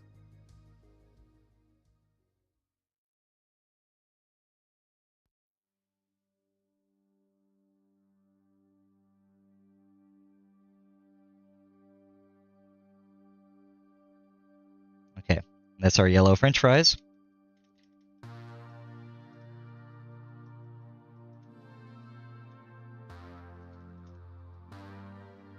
What an amazing market that must be for the like handful of air conditioning companies that must exist overseas, you know? Like just having like no orders, barely keeping the doors open, to like one solid like week of super hot temperatures overseas, and it's just like, oh my god, we can't handle the load. There's too many people, too many orders. I bet I'll know where the coolest warehouse in the entire country is. Go to one of those places. Okay, we've got our yellow details down. I'm checking really quick to make sure there's no more extra ones hiding from me. It doesn't look like it. I think we're caught up and good on that. So now we can move to the final non-metallic color. We can do the reds. Oh man. The red details, we have base coated these with corn red. Now we're going to be shading them with a 1-to-1 mix of corn red with black. This is a recurring thing in this type of painting style. We don't want to just use straight up black or just, straight Nuln Oil. We're mixing black with the base color to just darken the base color naturally. It's the shading of that item. If you did black all over and it You know, like you just like rub Nuln Oil over every single color on the model. It'll work, but you're essentially blending all of the pieces together by doing that. So by having each color have its own shade that matches its base, you're separating everything from each other, which accentuates the detail and the different pieces of the model. It's like when I paint my Tau battle suits. I do them in a very bright, like, fruity orange color. It's extremely hard to miss. Like, they're so terribly bright. And I accent them by painting all of the metallic bits and moving parts black. And this creates such a huge contrast between the two parts of the model that it pops. It pops like crazy. That's the best way to describe it. It just pops. So by separating all these colors, we're helping them pop against one another. The dark pieces make the light pieces look so much brighter. And vice versa. You create depth, I think is what I'm looking for. Depth in your color range. I'm mixing up my corn red with my AK Interactive black right now.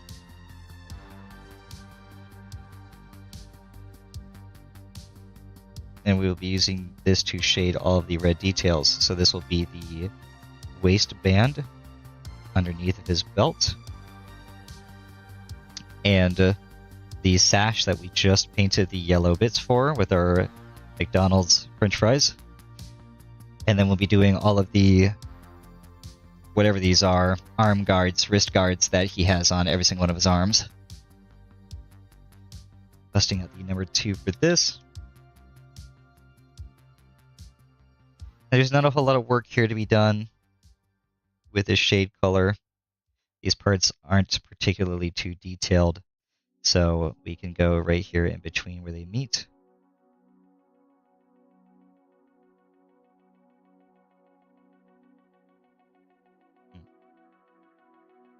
Thinking maybe I don't have enough of my black mixed in here. I probably could have added just a little bit more.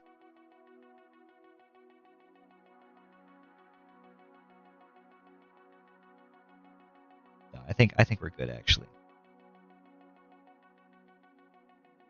The paint being wet might be giving it a visual effect on me. We'll see what it looks like once it dries. I'm going to set that to the side. Pop it off, and we'll put our torso on here. And we're going to very carefully trim around the inside of the waist here where it meets the belt.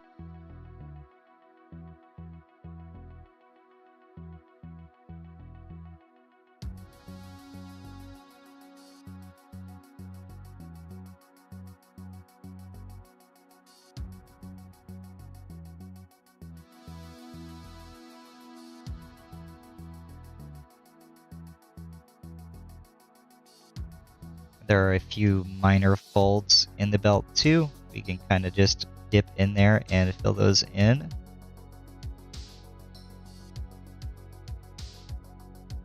All right. Down here as well. My God, man, you've lost your torso. Would he have lost his torso, or would he have lost his legs? Guess it depends on what part of the body the head's still attached to, right?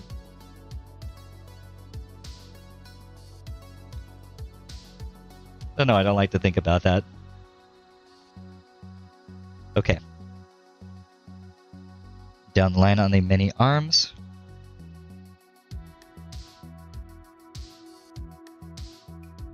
Yeah, they look like McDonald's French fries. Look at them. If you turn it upside down, they look like little French fries. Which just makes me hungrier.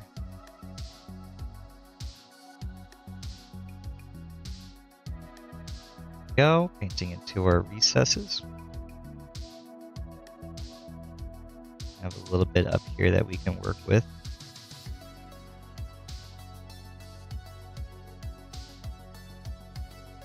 trim around the outside. Get it right in the middle. Paint into the fold.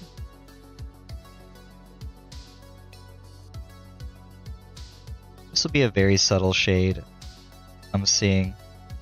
But that's kind of okay because this red is already so dark. So when we do come back and do our highlights, it's going to pop. It's going to pop. I've been saying that a lot tonight. What's popping?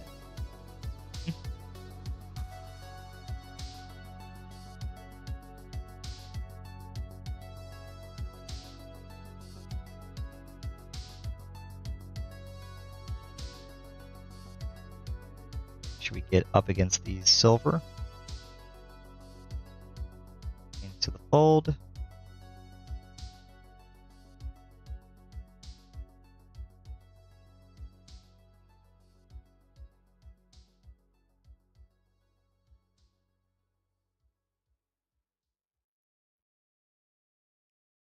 No annoying details to paint there. Or on this one. I do love me a good chain sword and power sword, that's for sure.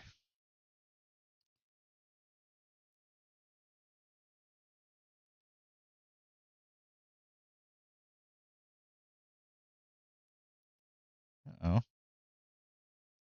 My music stop? It'll be back. Stuck with the silence of my thoughts.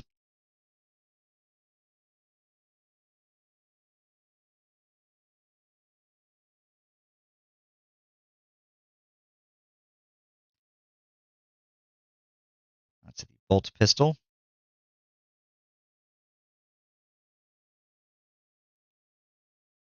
Oh yeah, it totally did stop, actually. That was the end of the video. Hold on 1 second.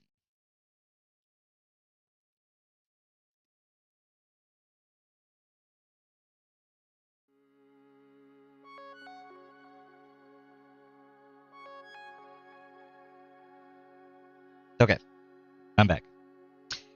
This guy has got a whole lot of options. Usually on more, well, on all my models now, really. You know, I'm cheap. I gotta save money, so I magnetize everything.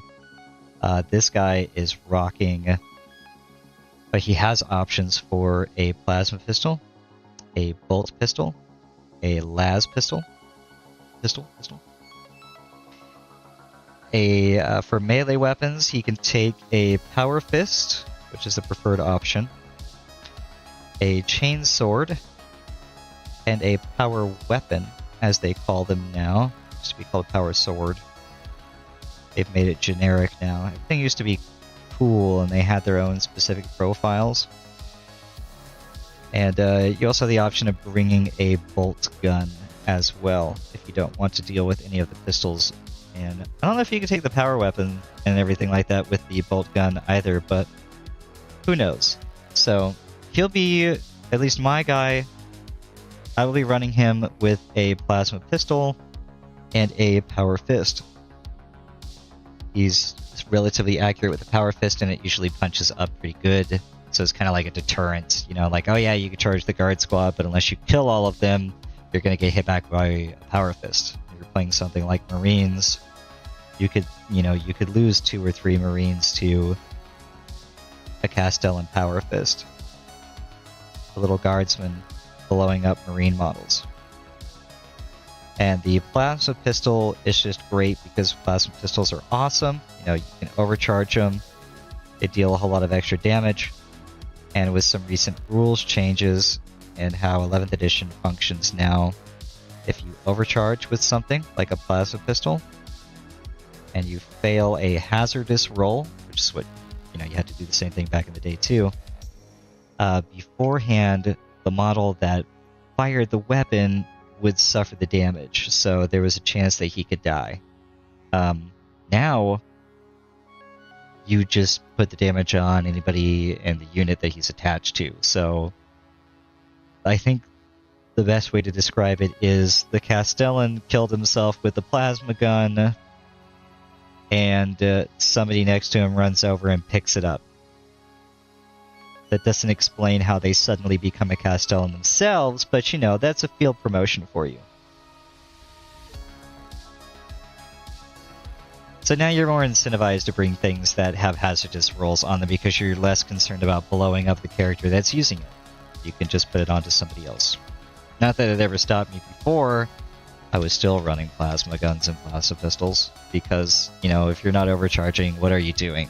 What are you doing here? Get out. If you don't overcharge every chance you get, stop it.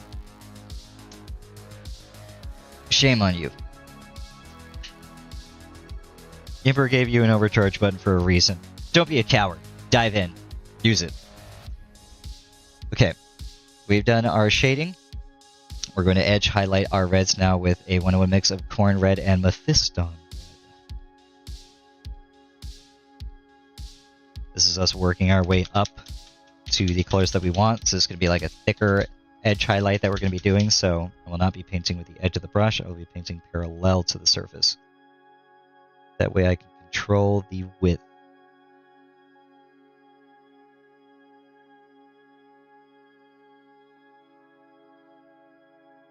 And my Mephiston.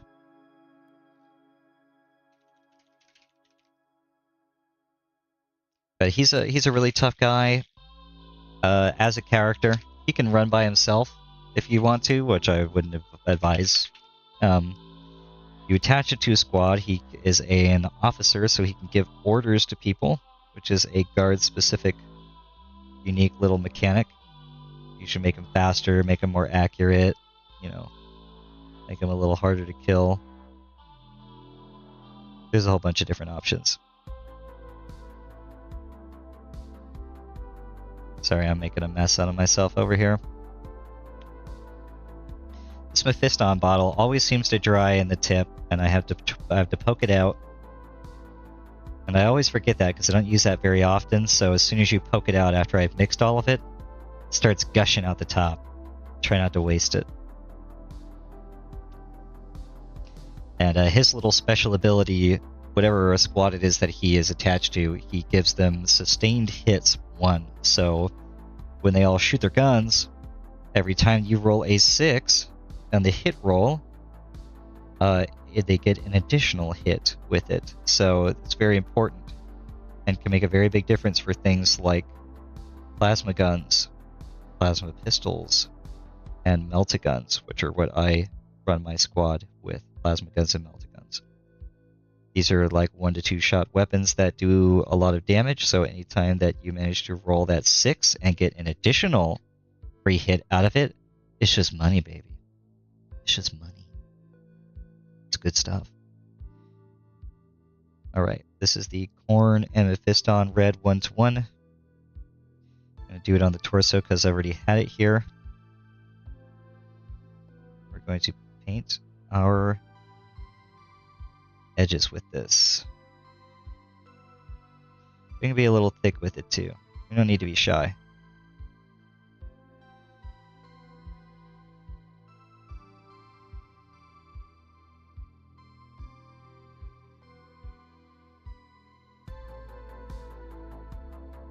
Don't be shy. Come on over. Paint the red.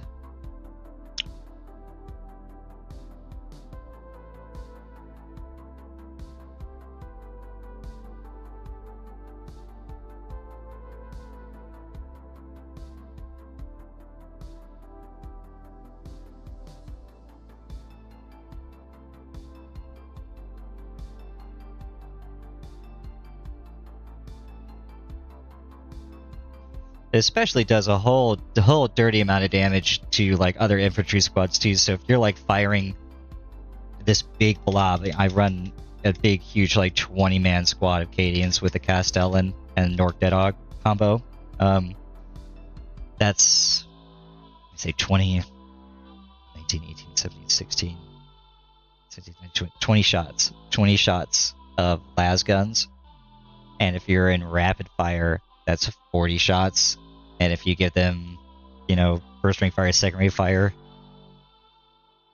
60 shots, right? Yep.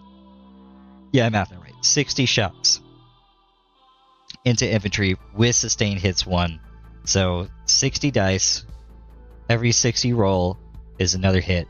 and they're going to be hitting on 3s or 4s or whatever, however you manage to finagle it. It's a lot of damage. It can be a lot of damage. Maybe a little overkill, but you want to make sure. You can never be too sure.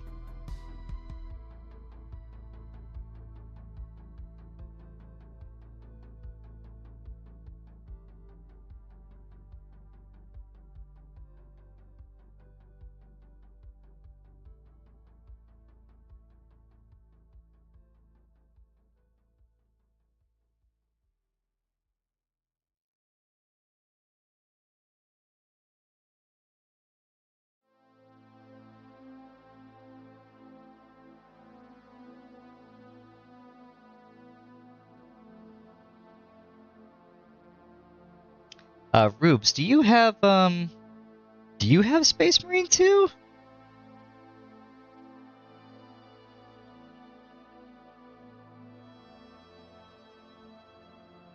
Why do I feel like you do?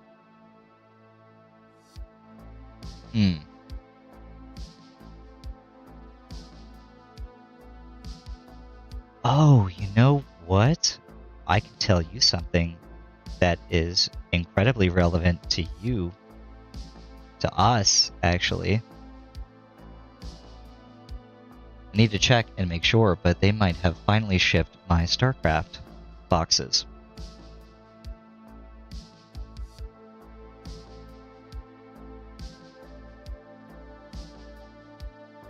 I might be painting some StarCraft models on stream here soon. And I don't know when the next time you're going to be in town is.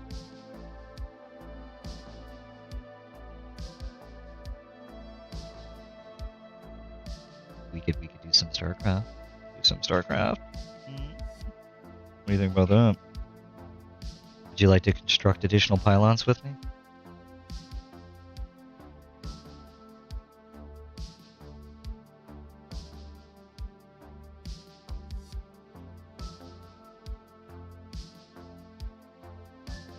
Oh, I'm gonna mess this up so bad. This is such a weird angle.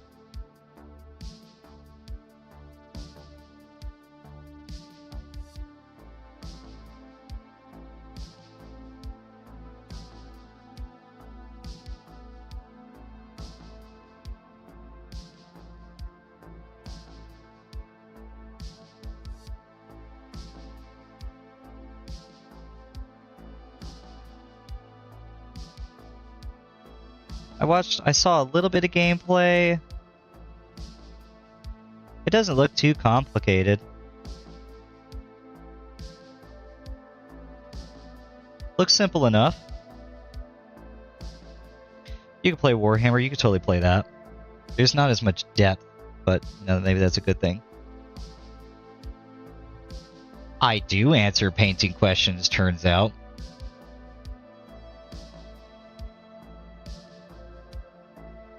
It's kind of like, well, you haven't played Warhammer, so I can't really use this, but I mean, if you did know, deep striking is the best way to look at it, so, or reserves, I guess, as it's referred to now. They exist, they're just kind of off the board.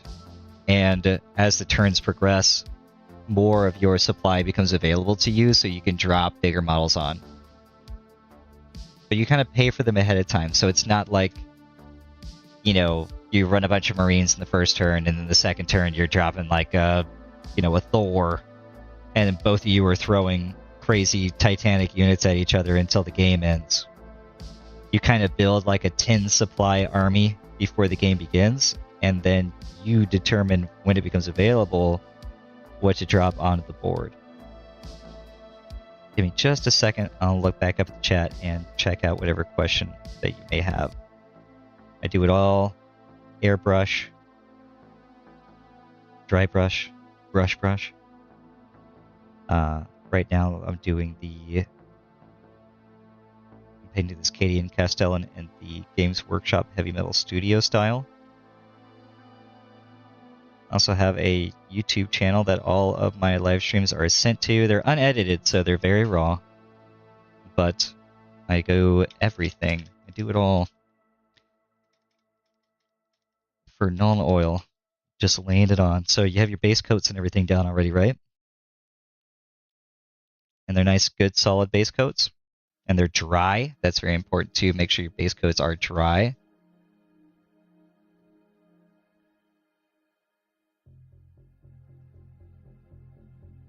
What did I just paint? It was the bolt gun. If your base coat is dry, for your non-oil, make sure you shake the pot really well. I have one of them around here somewhere. Your pigmentation, everything is gonna want to sit to the bottom, and you can. Yeah, I wouldn't like just completely like drown the model in the non-oil. You still want to try to control how much you put on it. You'll know when you put it on the model. It's not like a race or anything, but you could apply the non-oil to it and just kind of watch and see where it sits. You want it to go into the recesses, but you don't want it to pool on any of your flat surfaces or anything raised up, because you'll get like weird dark splotches and dark, spots where you don't really want it to be. So while you still have your brush, or if you have a secondary brush that you're using, take that and kind of sop up some of the non-oil that you don't want to sit where you don't want it to. Yeah, a little does go a long way when it comes to the non-oil. You can always apply more, but you can't really take it back off. So don't stress out too much about it. If you're really paranoid about applying your non-oil, get a test model. My local dollar store had an abundance of very, very cheap plastic models that I primed, and I used them as my test dummies for a long time while I learned how to apply paints like I wanted to. If that's available to you, I suggest doing that if you're really unsure and you want to make sure.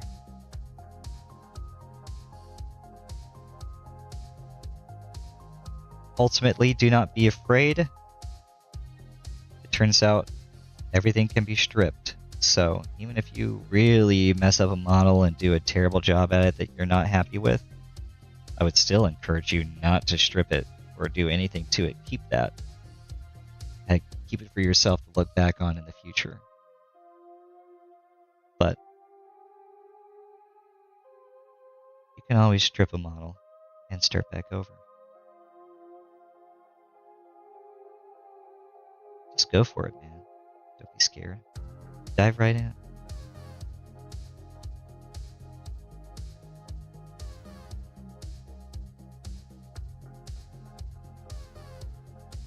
There's a bunch of different ways that you can shade your models too. Non-oil isn't necessarily the answer for everything. I keep at least one bottle of all of their different shades, because some of them are just perfectly fine for doing different stuff. Like whenever I do my golds, I usually base coat it with Retributor armor, and I'll hit it with Reichland Flesh Shade after the fact. Make sure that it gets into the recesses and doesn't pull on the raised flat surfaces, and it gives it like such a nice like tangy, like fleshy sound. Thank you for the subscription. Oh, there you go. So yeah, hey, there you go. Test out on those. Keep them forever.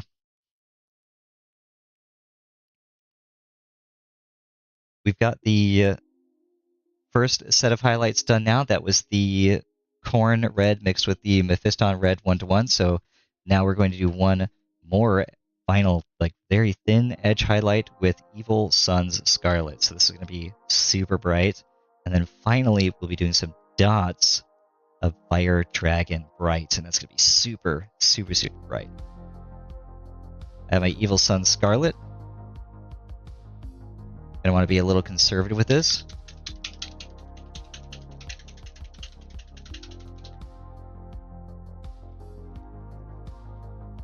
No. There's no cadmium in this. I think. I don't know. Hold on. No, I feel okay.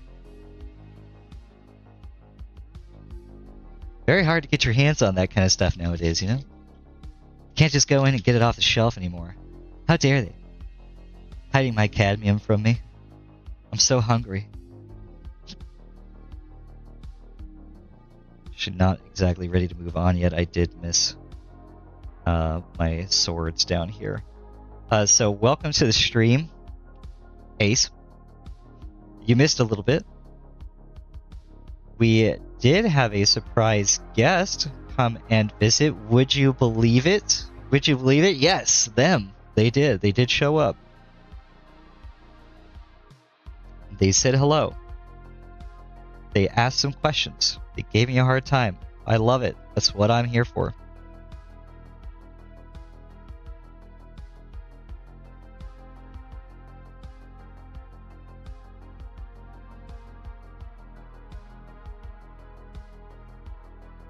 Actually, I had a very, very productive night tonight. Got a whole lot of painting done, and I do enjoy when people join me while I do all of this painting. It gets very quiet when I do it by myself. I used to be able to put on videos in the background, but then I just get distracted and I don't get anything done. So by sitting here and listening to music and painting and essentially talking to myself, I find I'm more productive this way. Okay. Now we can get the Evil Sun Scarlet out. This is going to be our very, very thin edge highlight. I'll be writing on the edge of the blade of the edge of the brush for this.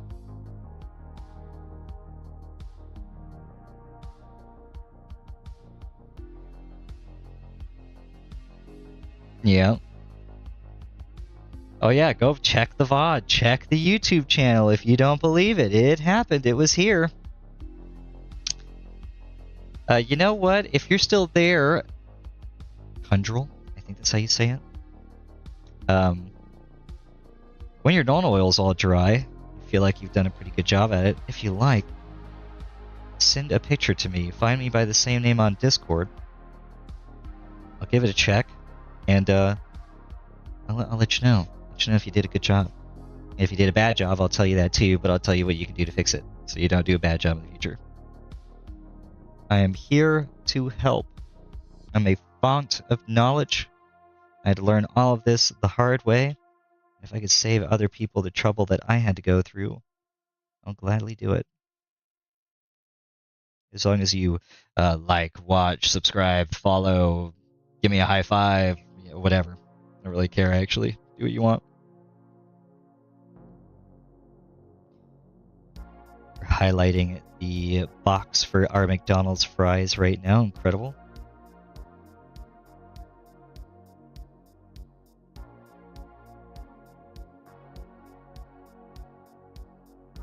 Every time I say that, I get hungrier. Is that what's for dinner tonight?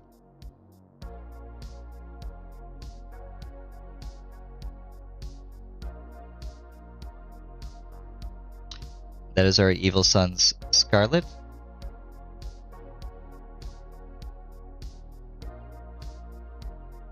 That was from a book. That's a shame. I can't read. I hope it's a good one. Oh, I'm so funny. And you can't tell me otherwise. Alright, here we are into the waistband.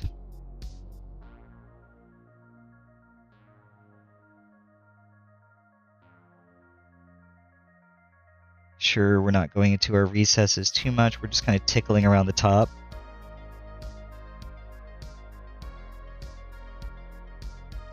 So that we're just getting the edge.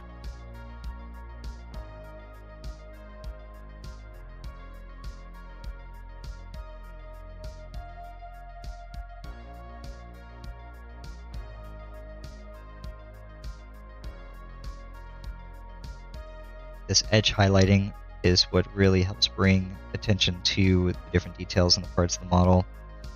Like, if you don't go through the effort of doing it, for the most part, just looking at the waistband, that's all you see. You just identify it as a band around the waist of the guy. There's no texture, there's no depth, there's no anything going on to it.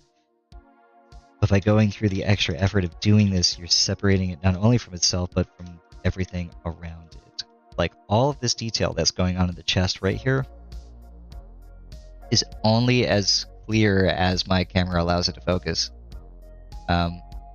It's only as visibly distinct from the area around it because everything is highlighted, everything is shaded. It's given so much more depth. I love it. I'm having a great time. Hold on, I have to read. Yeah, I don't know what that says. Yep. Sorry. Tell me tomorrow. Well, but you're not gonna be there tomorrow. Tell me on Friday. Whatever crap you just tried to say to me. Who are you?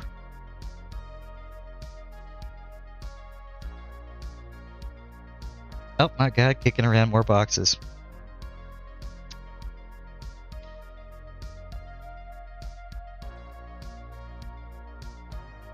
I will, if you do end up sending that, Kundrel, I will check post-stream. Got a little bit of cleanup to do. And while I'm checking on Space Marine 2 and figuring out what I'm doing for dinner, I'll give it a gander. I don't think I have my stuff set to private or anything like that, so I should be able to actually receive messages from you guys.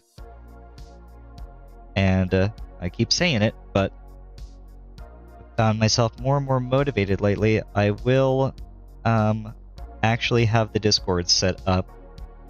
If you're interested in joining the Discord, there will be plenty of stuff to talk about in there. I know everybody always says all of this, but that doesn't mean it's not true. So if you have any other painting questions or anything else you want an opinion on, you'll be able to post it there, and I will check it at one point or another and say something about it. Or maybe not. I don't know. You don't have to listen to me, though, regardless of what it is that I say or that I do. I'm not your dad.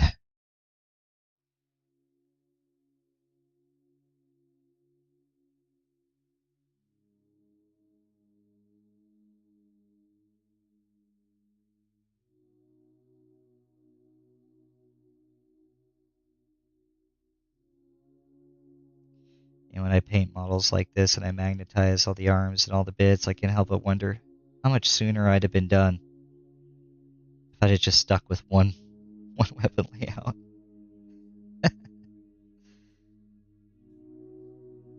I love painting arms, just like I love painting layers.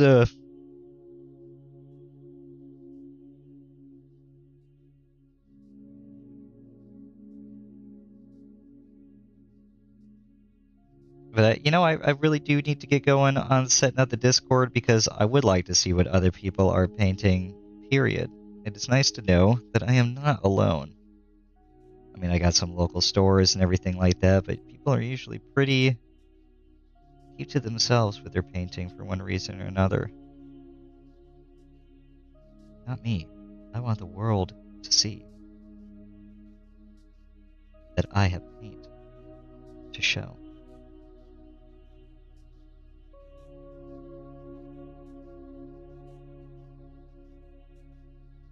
We are nearly done. We are getting there. I can see the finish line as the paint dries on my brush.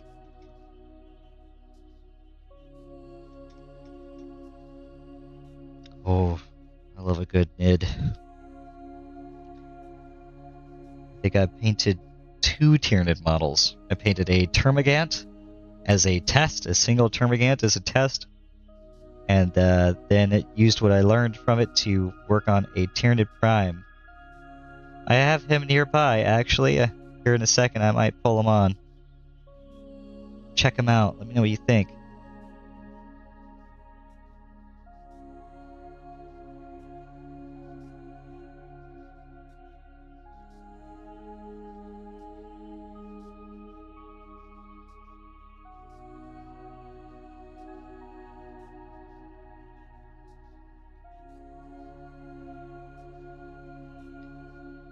Full pistol, now for the pointy fingers.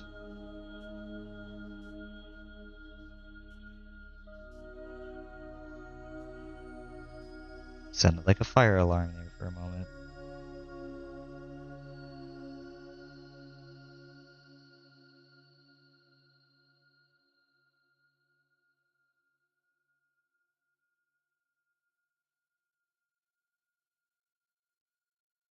guy's gesturing with gusto.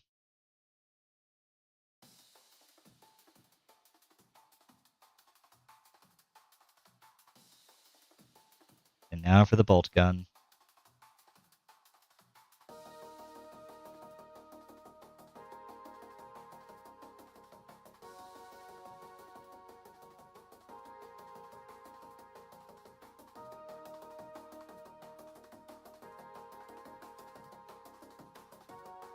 All right.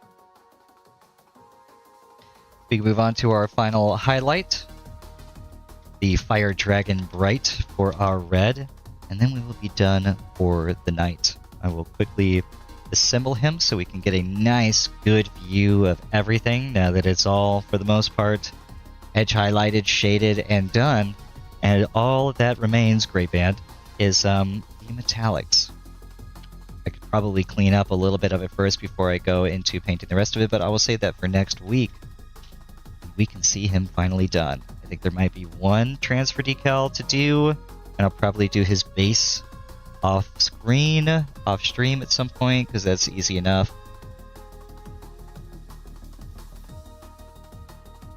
Oh yeah, what was that? What box was that? A Leviathan, right. There you go. Oh no, not the box set, but the actual starter box from Leviathan. I gotcha. Which one are you doing right now? I think that came. What did that come with? The Terminator Squad? You just have the Terminator Squad? They're fun models. I love a good Termy. That's a good example of something to be careful with the non-oil if you're painting the Terminators, because I know they have those big, huge like pauldrons that don't have like the curve or the the recess or anything in it, with the raised area that kind of frames a lot of the marine shoulder pads. Because it's so flat, I wouldn't even bother putting non-oil on that, for example. There's no detail to highlight with it, But you can definitely do some washes on the Tyranid models, like organic models like the Tyranid, or like Bulgrin or Ogrin, or anything that's mostly like flesh and body parts that have all kinds of little nooks and crannies and folds in them. They love washes. Like non-oil just feels so good. Throw in something like non-oil over Tyranid models. You see it all. You see everything. That is when it feels like magic. Okay. We got our Evil Sun Scarlet down, and now we'll do our little dots and little tips of Fire Dragon Bright. This will be just on the corners of the corners.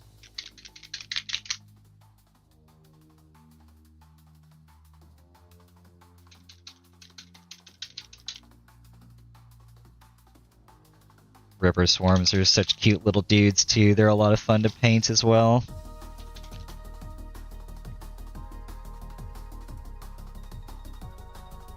Once I get this Fire Dragon Bright done, I'll pull that Tyranid Prime over.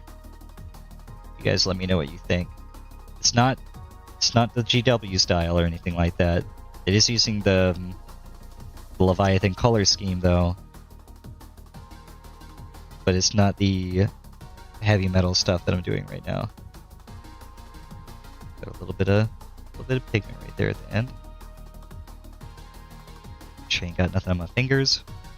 We'll do dots. We're just gonna pick out fun little spots.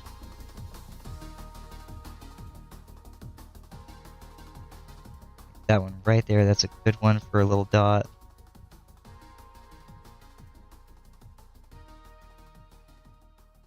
All the way at the tops, raised edges of these folds. God, that looks so good. It might be a little hard to make out in the camera. I'll be taking some pictures and some photographs of these with a actual photo setup and everything like that, so you can really truly see all the details. And I'll be posting that on the Instagram, the Facebook, every single social media outlet known to man. And you'll be able to get a better view of the work that's going on here. At least until I can afford some kind of actual, like, high-resolution DSLR streaming camera or some kind of stuff. I don't know.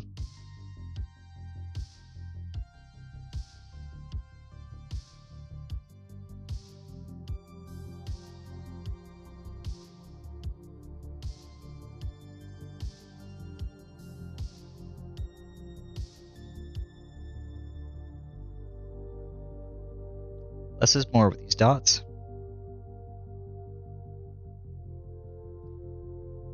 Onto the hands already.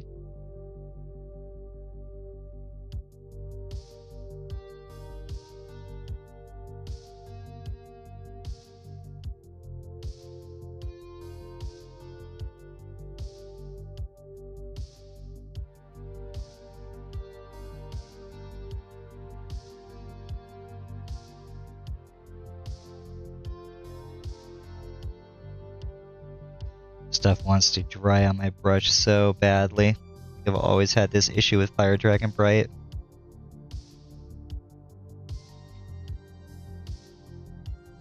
Just a little thing right here. Little dots.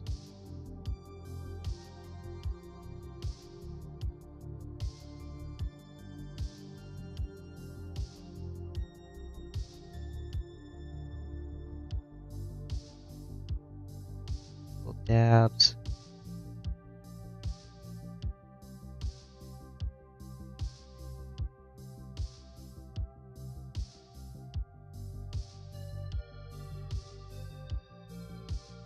And another. I like going around and just doing these 4 little corners. It feels good. I think I put just a little bit too much on that one just now, but it's okay. Just want to accent it. We're not necessarily trying to add more. In fact, if it were a little bit thinner, that would be good too.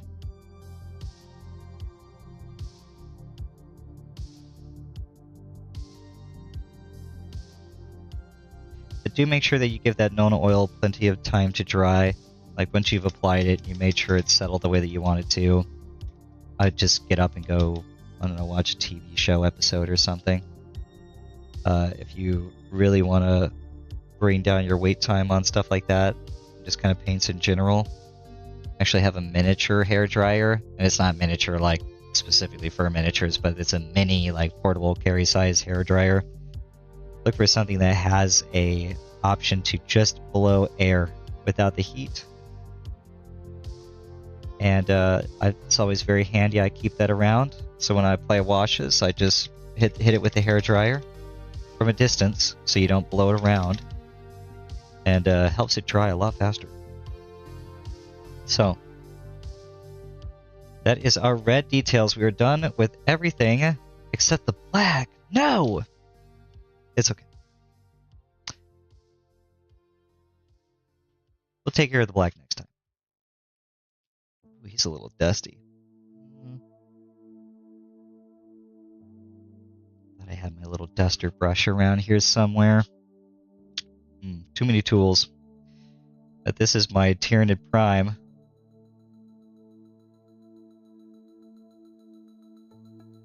Painting the base is entirely up to you and however you want to do it.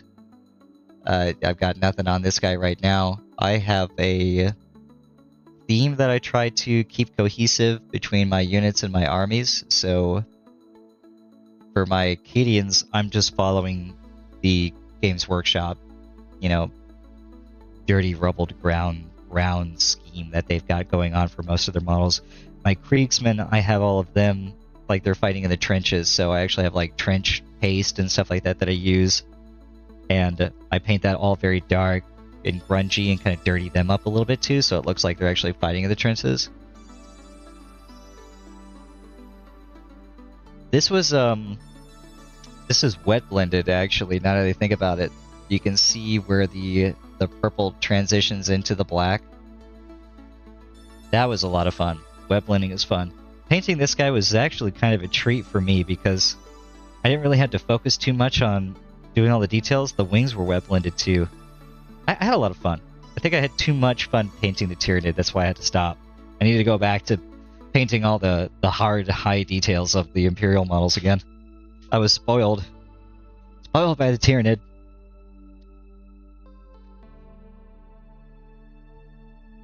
Oh, the base color for the model itself.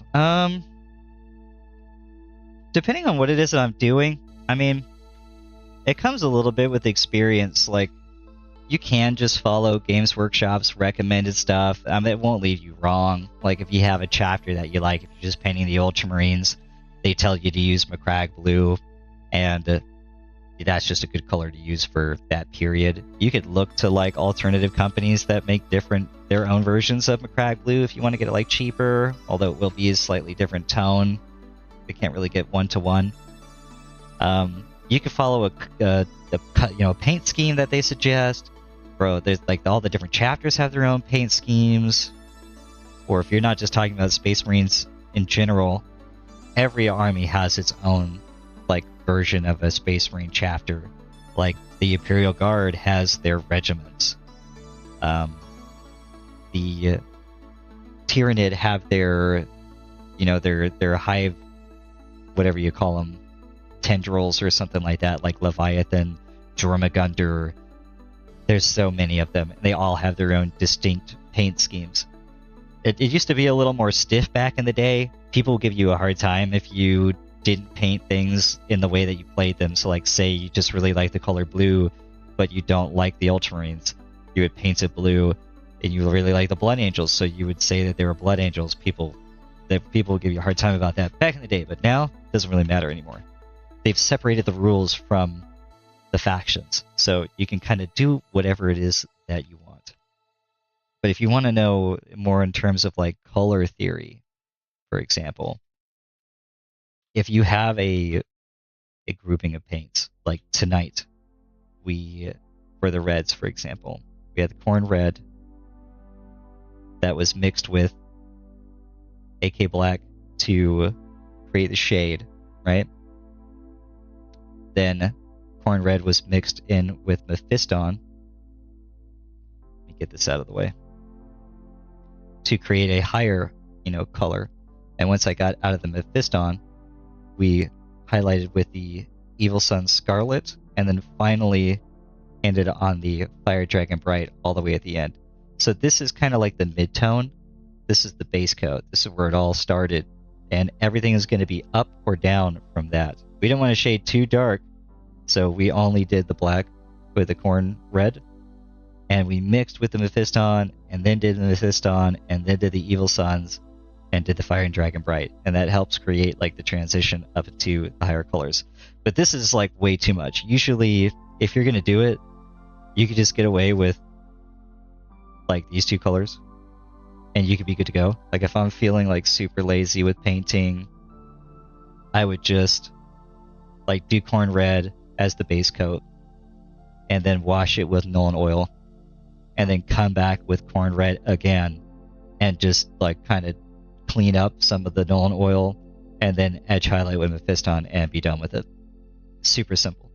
Three colors. That's all. You don't have to do anything crazy or psycho. I hope that answers your question in a way, as far as picking what color. Or whatever it is that you want to do. Like my Tau, I don't have any of those out on hand right now, but they don't follow an official scheme.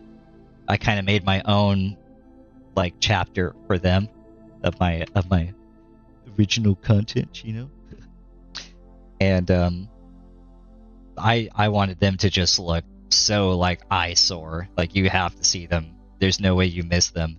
And I achieved that. I threw like a super bright orange on them that has yellow highlights and white highlights, and black that has super bright like electric blue cobalt highlights and everything on it. And you just and super bright purple too, like glowing purple lenses, glowing purple plasma and guns. Oh my god, they're horrible to see. They look really good, but it's just like the contrast that's created with the colors by doing that and using color theory and like the color wheel and everything. You can get some really interesting and really fun results.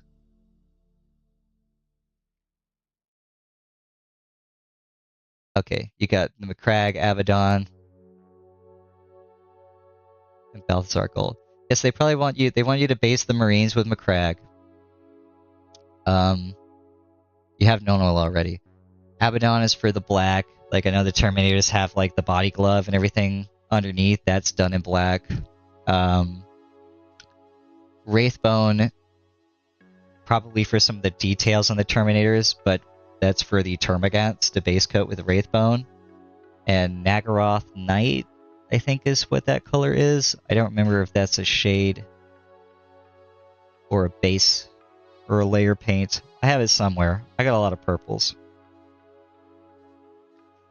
But I think that that's what they want you to, you know, do the Tyranid plating with the Nagaroth Knight. And the Balthazar Gold is for, like, some of the metallics and everything that you have on the Space Marines. Some of their iconography and everything like that. So it's not a full set. You won't have, you know, the whole set to just do whatever colors it is you want on every detail on your models with the starter set, but it is more than enough to get you going and have actually, you know, painted models that look decent and aren't just like a bunch of stuff slopped together. So I'm going to stop yapping and start focusing on what's going on right here. Going to stick them together. Oh, he's looking so good.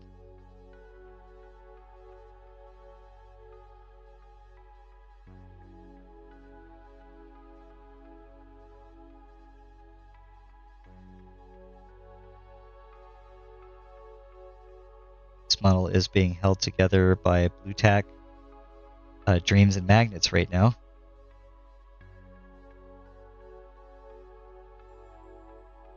He will eventually actually be legitimately glued together at some point, but when I do this style of painting, I find it is easiest to try to leave him in sub-assemblies, is what this is. Plasma Pistol and Power Fist.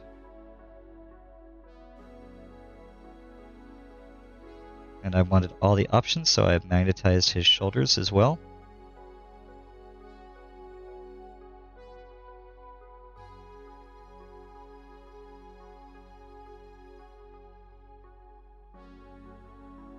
Now we can get a good look at him.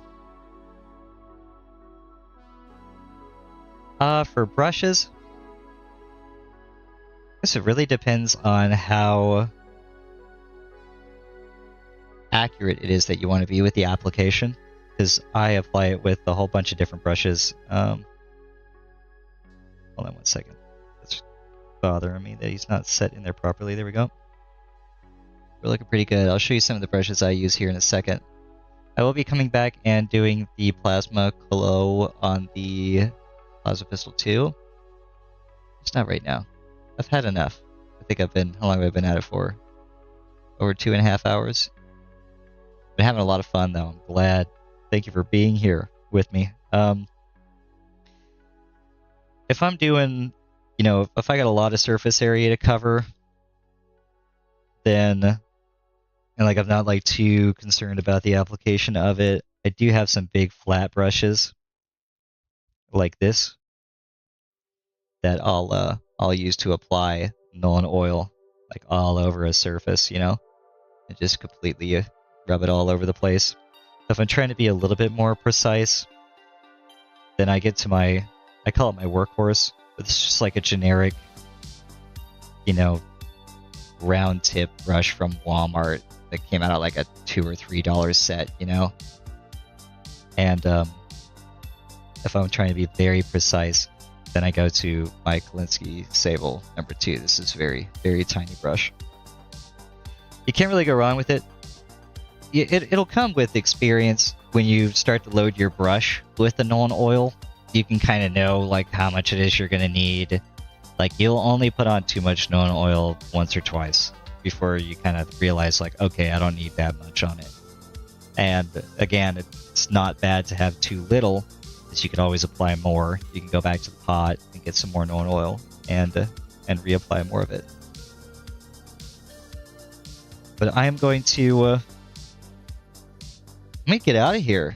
I think that's what I'm going to do. I'm kind of hungry.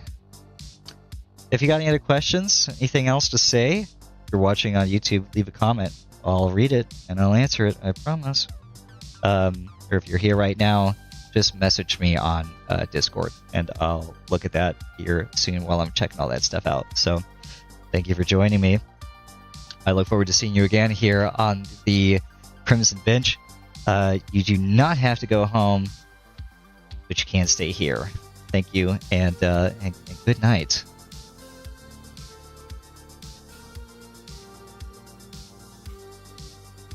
I still have the microphone on.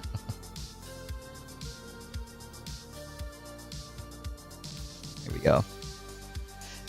Yeah, I'll be posting some pictures of him now that he's basically done, and checking that out. You know, I'm excited to move on to the next set of models, and depending on when that StarCraft stuff comes in, that might be something I'll be working on. I don't know. We'll see. I gotta mix it up. I'm spending too much time painting this guy. I need to get back into something easier. Maybe a vehicle. Maybe a vehicle. I got a Rogel Dorn. I got to build and paint. That could be fun. Who knows? But that's it.